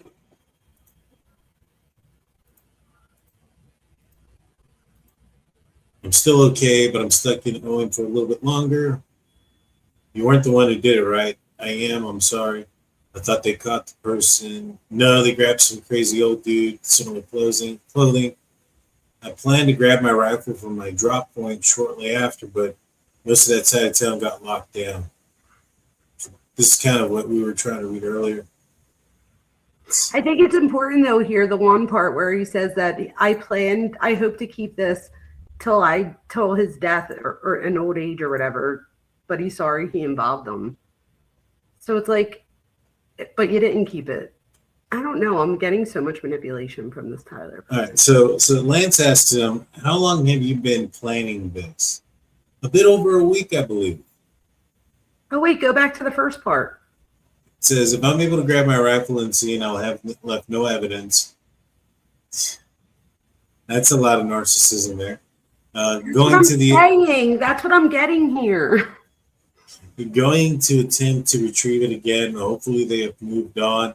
I haven't seen anything in the news about them finding it. I'll update you by midnight. All right, stay safe.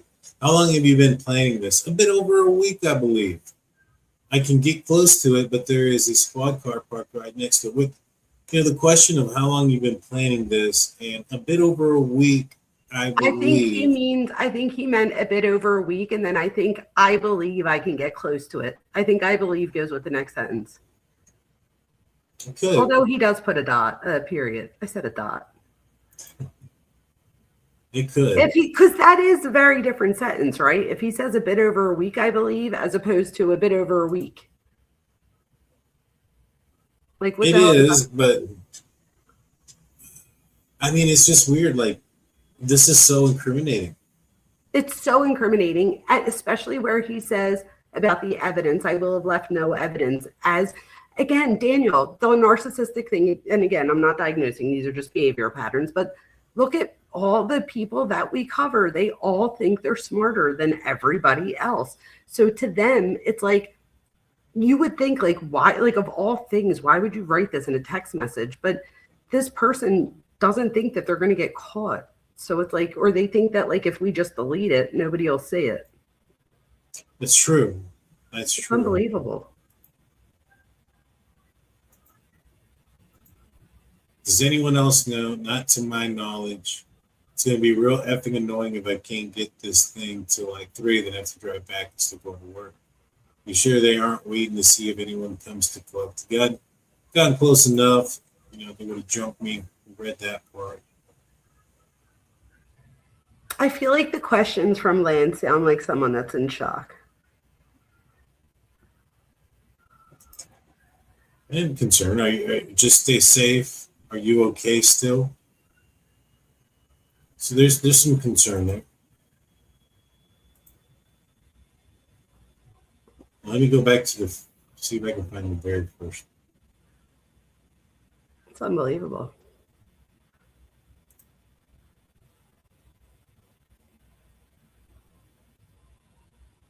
The Lomari tells him to look under the keyboard.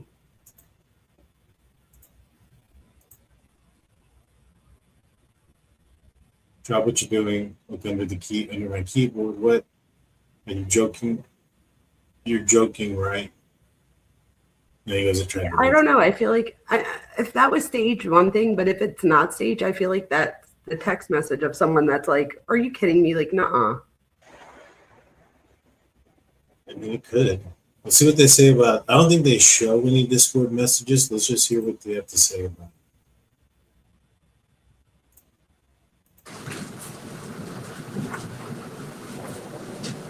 Let me know when you see that. Okay, I see it. Do you recognize this? I do, yep. What is it? This is just more photos of Lance's phone. These are the sorry, I had a brain. Sorry, go with your question, please. I'm just asking what it is. So you said it's a photo of Lance's phone. Do you know if that's from the same time period as the exhibit we just looked at? Yes. And what is it of? These are the Discord messages that Lance had talked about. How do you know that? So Lance, in the first interview with FBI shows the phone, and the photos are taken by Agent Larson, and then these images are shown to Lance during a second interview, and he confirms that these are those same messages, and this is photos of Lance's phone. You mentioned an Agent Larson took the photos. Do you know if he's the same agent that took the photos of this exhibit 16.2? Yes, same agent. And you spoke with him to confirm that? Yes, I did. Are you aware if Mr. Twiggs is actually part of this Discord thread? Yes, he is a part of it. He doesn't, in this section, he doesn't reply to it, but he does state in his statement that he was part of the thread. Does he identify whether Mr. Robinson is part of that thread? He does. And when did that happen? He identifies that in his first interview with the two FBI agents, and then he again confirms that in the second interview. Did Mr. Twiggs say what username on Discord Mr. Robinson used, at least with respect to this thread? Yes, it's the Tyler/ICUM, IKUM. And is Exhibit 16.2 a fair and accurate? What did he say his name was? Tyler what? I didn't catch it. And is Exhibit 16.2 a fair and accurate representation of that Discord thread? Yes, it is. Let me go back a little bit. It's the Tyler/ICUM, IKUM. IKUM. Oh, I don't even know. Wait, it's I don't even know or whatever. No, that's not what IKUM is like ejaculation. Oh. Got it. Crazy. And is Exhibit 16.2 a fair and accurate representation of that Discord thread? Yes, it is. Did law enforcement send, as part of your investigation, did law enforcement send a subpoena to Discord? Yes, they did. Were these messages recovered via that subpoena? They were. Did you review that? Yes, I did. And in State's Exhibit 16.2 that is before you, when is the first message from Tyler sent? 7:57 p.m. And it says yesterday. Do you have any knowledge of what day that would have been? Yes, this would have been September 11th.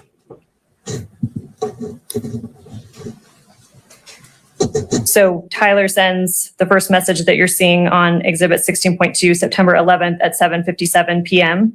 Yes, that's correct. You testified earlier that Mr. Robinson arrived at the Washington County Sheriff's Office approximately at 9 p.m. Is that right? Yes, that's correct. And although you weren't physically present there yet because you were flying down, how do you know that he arrived approximately around 9 p.m.? Just based on the police reports I reviewed and then go back and look at the video and such.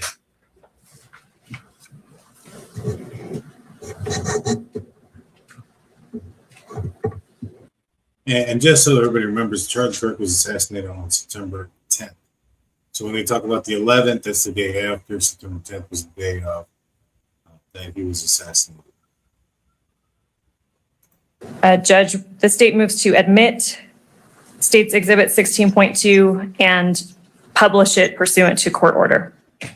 Mr. Novak. Thank you, Aaron. We've already lodged all of our objections on all three phases. All right. Noting the objections, standing objections by defense. State's Exhibit 16.2 is admitted into evidence and may be published only in the gallery, not for distribution on electronic media. I see it.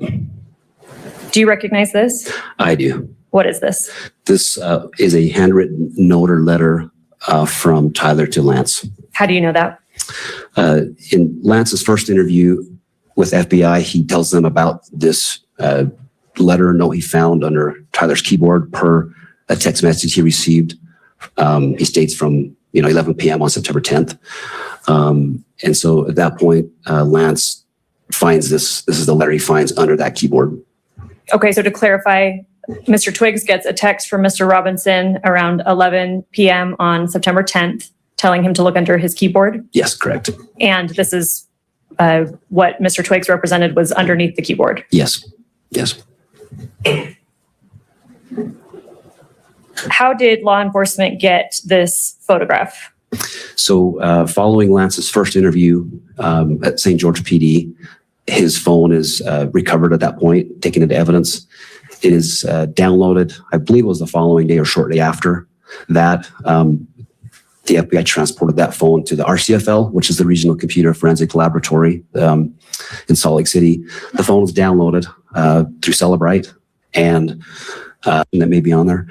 And at that point, that this image of this letter was located.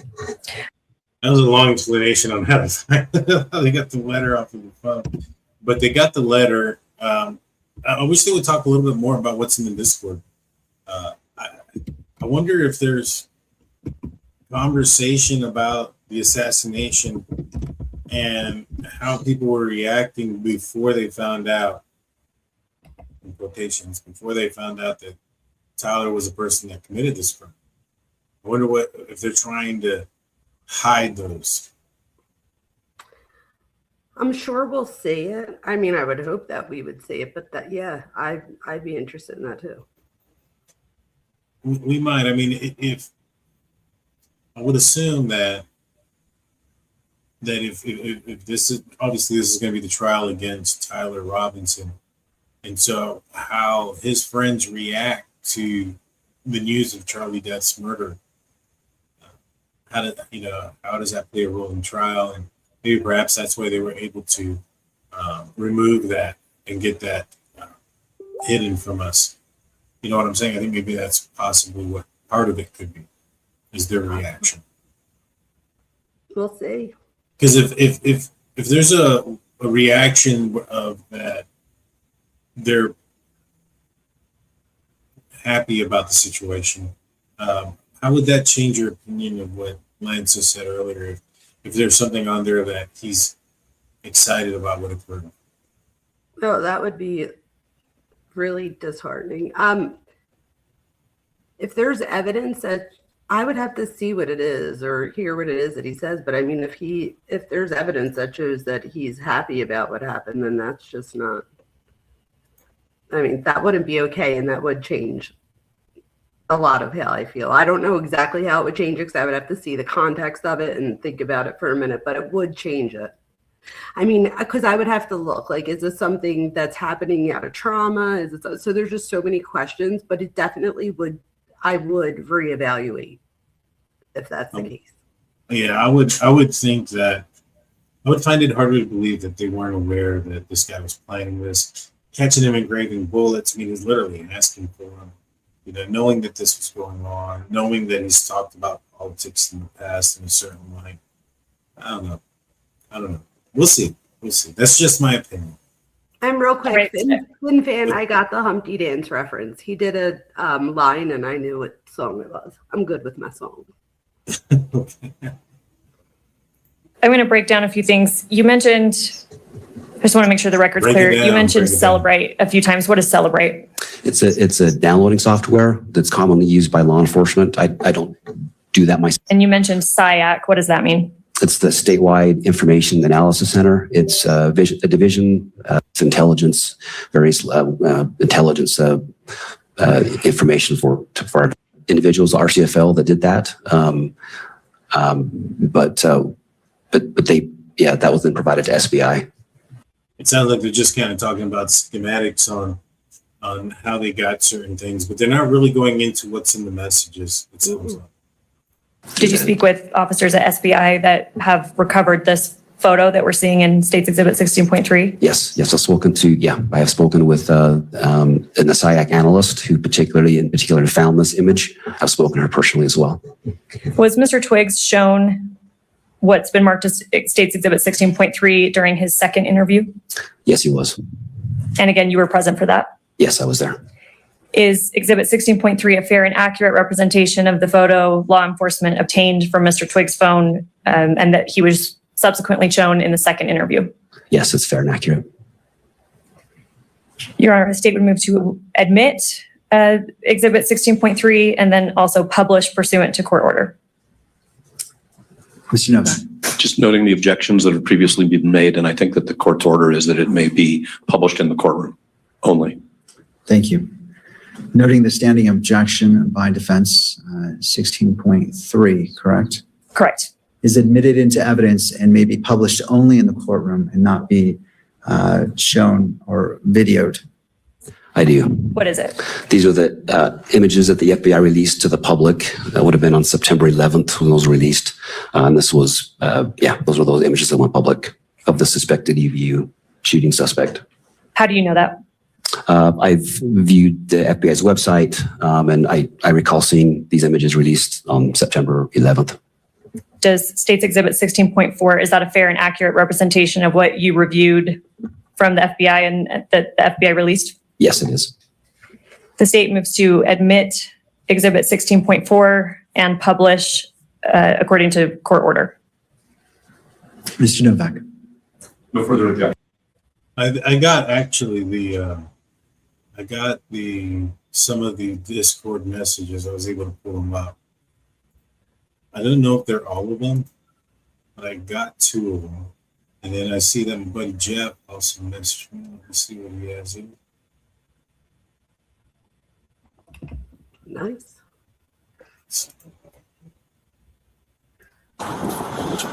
Who's driver? You the driver? Yeah. Robinson. Can you tell me just really quick what happened? I was coming this way and he was just passing through and he rolled out from here, or no, from there, I think. Do you remember which lane you were in? I was in one of those 2 lanes going this way. I think in the right, in the rightmost lane coming this way. Okay. And he would have been there going left. And as I was coming through, he turned in and I T-boned into the side. Okay. Yeah, it definitely looks like the guy in the video. You know, especially the way he wears his glasses and his hat. I was going to say the hat. Yeah, I mean, it all looks very, very much so. Let me see if I can. All right, here we are.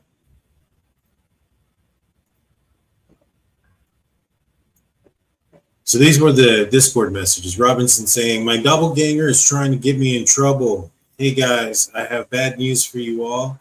It was me at UVU yesterday. That's it. So far, officials have provided no evidence that Robinson planned.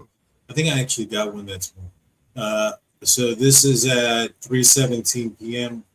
Charlie Kirk got shot, dead.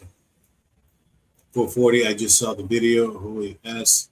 Rest in peace, I guess. Bro didn't deserve to go out like that. So wait, who wrote that? I think this is one of his friends. Got it. Okay. On Discord. And then he comes in saying, the following day, look at this, 9 p.m. at night the following day. Hey guys, I have bad news for you all. It was me at the UVU yesterday. I'm sorry for all of this. I'm surrendering through a sheriff friend in a few moments. Thanks for all the good times and laughs. Y'all been so amazing. Thank you all for everything. Interesting. But this is, I guess, more so on the lines of, well, this is right after, and then this is him saying it wasn't. Imagine that, his friends. Yeah. So, and all in all, what do you think about this case so far with the interview and everything? Do you think, one, there's enough there to go forward with the trial? In my opinion, yes, I do. Just the fact that he tells his friends that it was him, the fact about the look under the keyboard, the fact that he goes back to his parents and that he goes right to Lance or Luna, depending on, you know, that whole thing I need to look into more. But that shows, I mean, a lot of times in situations like this, I like to look at things like attachment, identity. So they're all the things that I'm going to be looking for. Again, I didn't realize until tonight that they were dating or like how close they were. So that was interesting to me. And I think there is enough to go forward with it. And I just hope that Lance does do the right thing and tells, the truth. And it does seem like he's having a hard time when he looked at the picture and said, well, the last two look like they would be him, but I can't say for sure. But he knows. So that just says to me that he has that I think this all comes down to cognitive dissonance. That's what I feel like we're going to be coming back to this whole time. And I think that a lot of people are going to be able to identify with that, because there's a ton of things. If anybody smokes out there, there's cognitive dissonance in that. As you're smoking, part of your brain knows that this could lead to my early death. And another part of you is like, okay, but I need it right now because I'm anxious type thing. So it's like you could have both of those things could be true at the same time in your head. That same type of thing is happening here, I think. So I think cognitive dissonance is something we're going to see over and over again.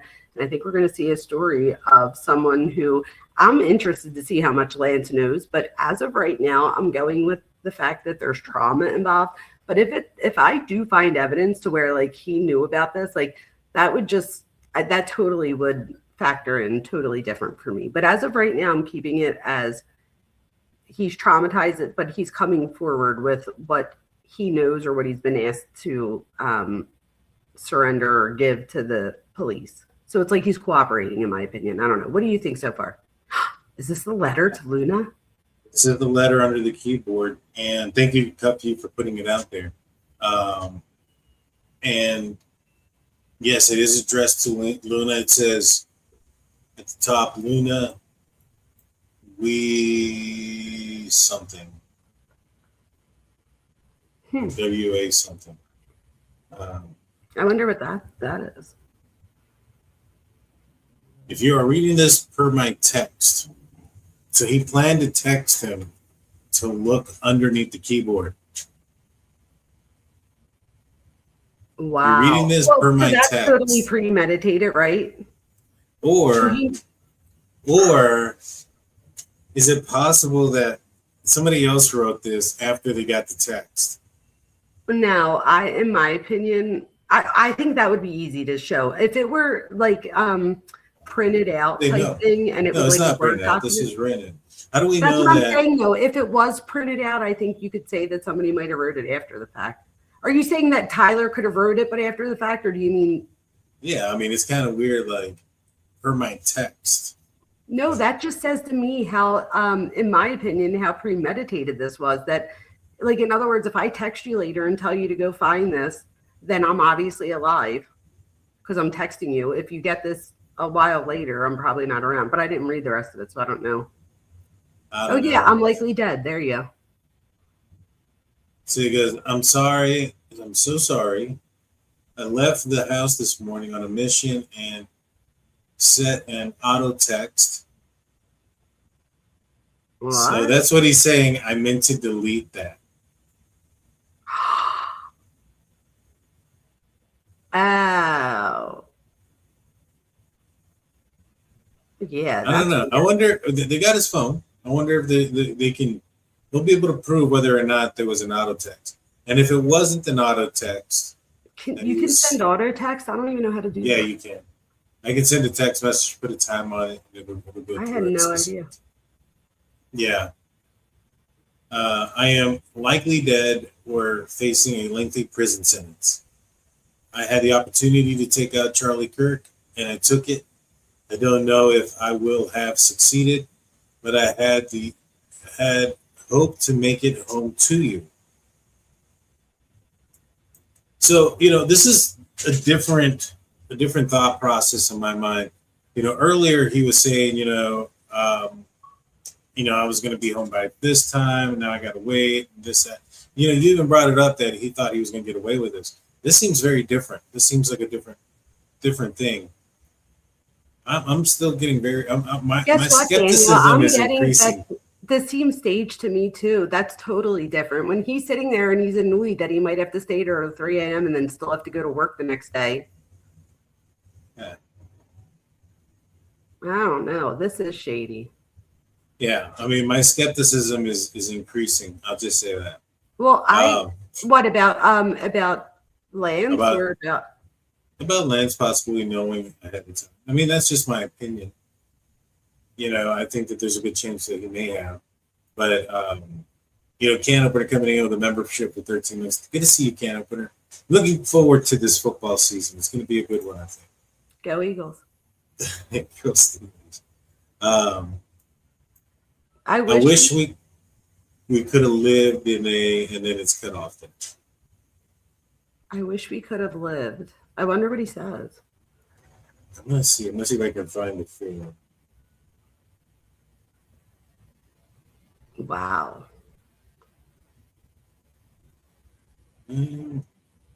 Let's see.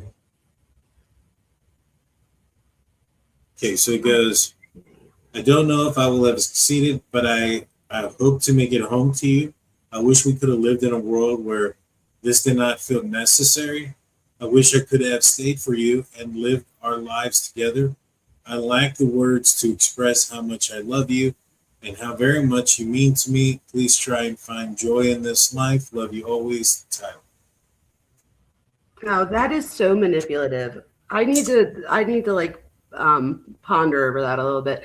But this whole time, I keep getting more and more like I keep going back to why did Tyler choose Lance? I don't know. I keep going back to manipulation and. Are we sure Tyler chose Lance? Maybe it was the other way around. No, I don't mean it that way. I mean psychologically. Like, in other words, what role does Lance or Luna play for Tyler as far as his attachment, his identity, stuff like that? Like, two people dance together as far as, like, they work for each other. Not work like that, like workout type thing. Like, like you and Steelers fan, you guys work together in some way. So I'm wondering, like, what those roles were. Like, I want to look into this relationship even more because, again, on one end, this is somebody that's going through trauma. On the other end, it's premeditation. And there's that's a huge pendulum there to swing. So I have a lot to ponder on here. What about the fact that he says, I had the opportunity to take out Charlie Kirk and I took it? Like, I mean, it's almost like he is expecting Lance to know who Charlie Kirk is. Great point. Great point. He didn't say I had the chance to take out a political figure that, I had different issues. Like, none of that. He says Charlie Kirk. And the friend in the Discord says Charlie Kirk got killed. So he doesn't say a political figure. So even the friend, that just says to me, like you're saying, like that's a sense of familiarity. I agree. And like I said, my skepticism is high. But oh my God, Daniel, you're right. Because I'm like, the more I look at this, you're right. Because I had the opportunity to take out Charlie Kirk. He didn't say any, like, who's Charlie Kirk? Yeah. So he had to have known who he was. I agree.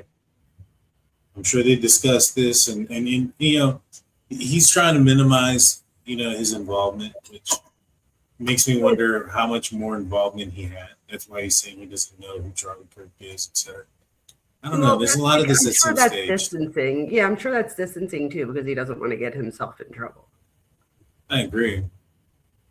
I also wonder, so that also, if I put my psychological hat or my psychology hat on, I would also wonder, could that distancing be less about the law and more about the optics of what that means or what that looks like, what other people's perceptions of him are going to be? Because even when they asked about Luna and he said not everybody referred to me as that, just some people did, I feel like he didn't get the opportunity or isn't getting the opportunity still to live whatever it is he identifies as, because he doesn't, like, he's not being referred to as Luna during this interview.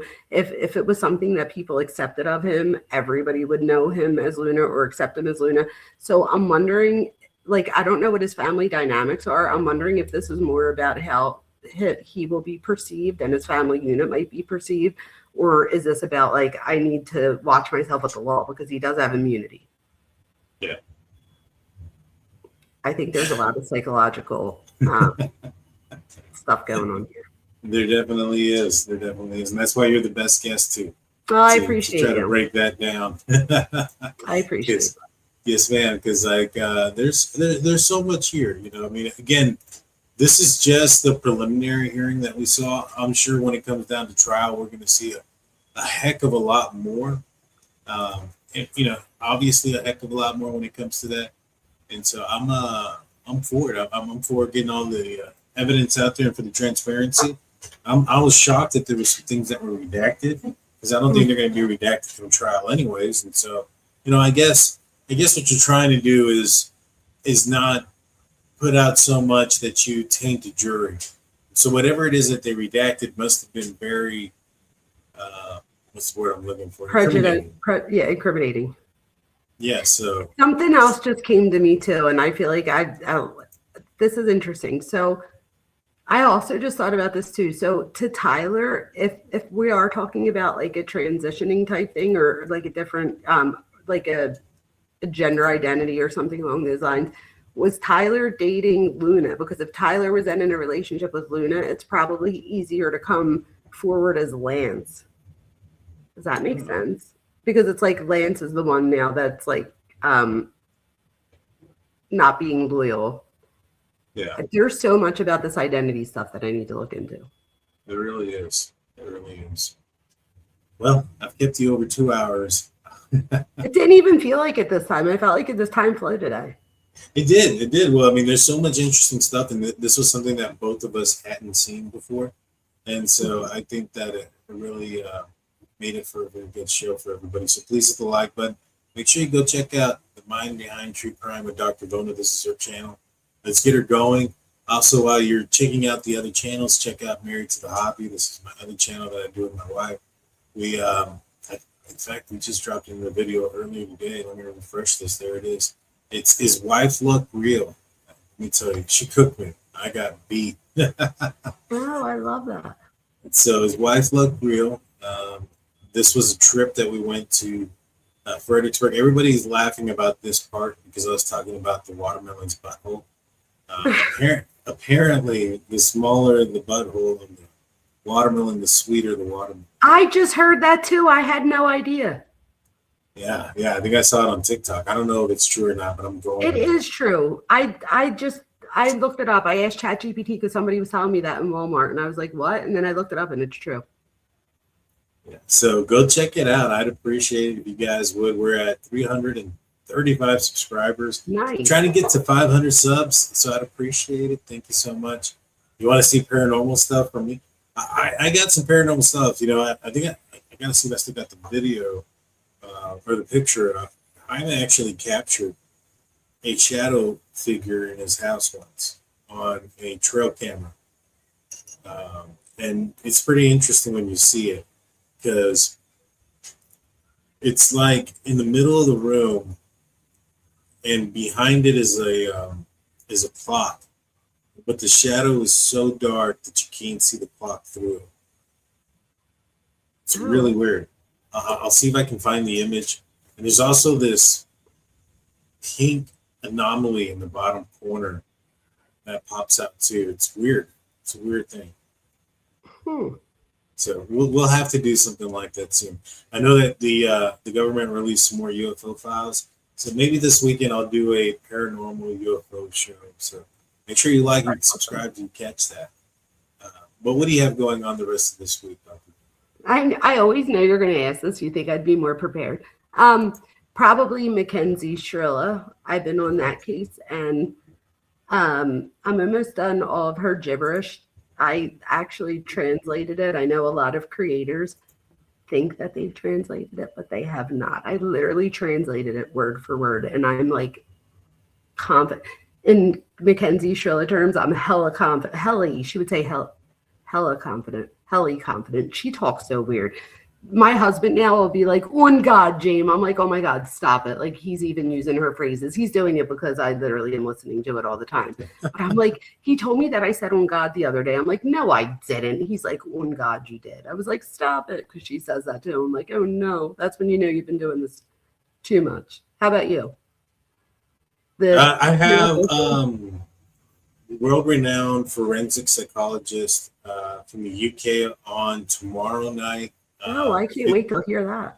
It's a pre-recorded show. We've already done it. It's an interview that it's going to be premiered. It's about the Brian Koberger case. her name's Carrie Danes. She's in the UK. She's interviewed and talked with multiple high security individuals, prisoners, max security prisoners, rapists, murderers, killers. In fact, in one such situation, she ended up getting stabbed. Pretty crazy scenario. We don't really go too much into that, but I was watching some of her interviews about it, and it's pretty crazy. But yeah, we talk about the Brian Koberger case. And Wow. We go real deep into, what type of person he was. Was he willing to do this again? Was he trying to do it again during that time that he got caught? Was it his first time, etc.? What may have motivated him, and a couple of other things. And so you don't want to miss it. Hear what she says, because I want to see if she thinks the same things I did. That's interesting. I would say that there's a lot of similarities there. And then on Sunday, I'll probably do something else. And then on Wednesday, I have Monks on from Monks and Tree. And so he's going to be back on. We're going to be talking about the Nancy Guthrie case. And also, guys, I don't think I've told anybody this, but in a couple of weeks, I might take a few days off from posting. I'm going to be recording a video, but I'm also going to be going out of town. I've been brought on as a consultant for a Cold Case Foundation, and we're going to be doing a couple of things out of town on a couple of cases, and try to get some answers for some folks. And so, I love that. If they ever need help psychologically, give them my number. I would love to help. Yes, ma'am. Yes, ma'am. One of the cases that we're going to be going and talking with is actually a potential person of interest in a very high-profile double murder that occurred quite a bit of while ago. It's very high-profile, and it got a respark probably in 2022. People started talking more about it. I'm giving some clues about which one it is, but I'm not going to say which one because I don't want, just in case it gets back to this guy. He sees me and my partner show up. Don't want him to, automatically know what's going on. Yeah, absolutely. And so, that's amazing. Good for you. Yeah. No, I'm going to be helping out a good buddy of mine who's helped me out a lot. And he had asked me, and the world works in mysterious ways, right? Because I wasn't able to go. And then my house got struck by lightning, and I've had to deal with that. And I've actually had to take some time off. And it allowed me the opportunity to be able to go. Wow. So, crazy stuff. But yeah, I'll be doing some videos and stuff while we're there. And I'll make sure that we do a video afterwards to kind of explain where I was for the whole week. I'll try to do a live while I'm out there. This is going to be in a couple of weeks, so I got some time to do a few shows between now and then. But yeah, I'm excited about it. Very good. And Miss Barbara Hall's in the house. I haven't seen Barbara in forever, so hi, Barbara. Good to see you, Miss Hall. Good to see you. And so it'll be interesting. I'm looking forward to the trip. Yes, that's amazing. I can't wait to see what you got. Yes, ma'am. Well, everybody, it was a pleasure talking to you, to Ms. Dr. Vona, and to everybody else tonight. Y'all be safe. I'll see you guys on the premiere tomorrow night. Thank you. And then on Sunday as well. Thank you, guys. I'll see you, Daniel. Thank you. Thank you. Have a great night. Peace out, y'all.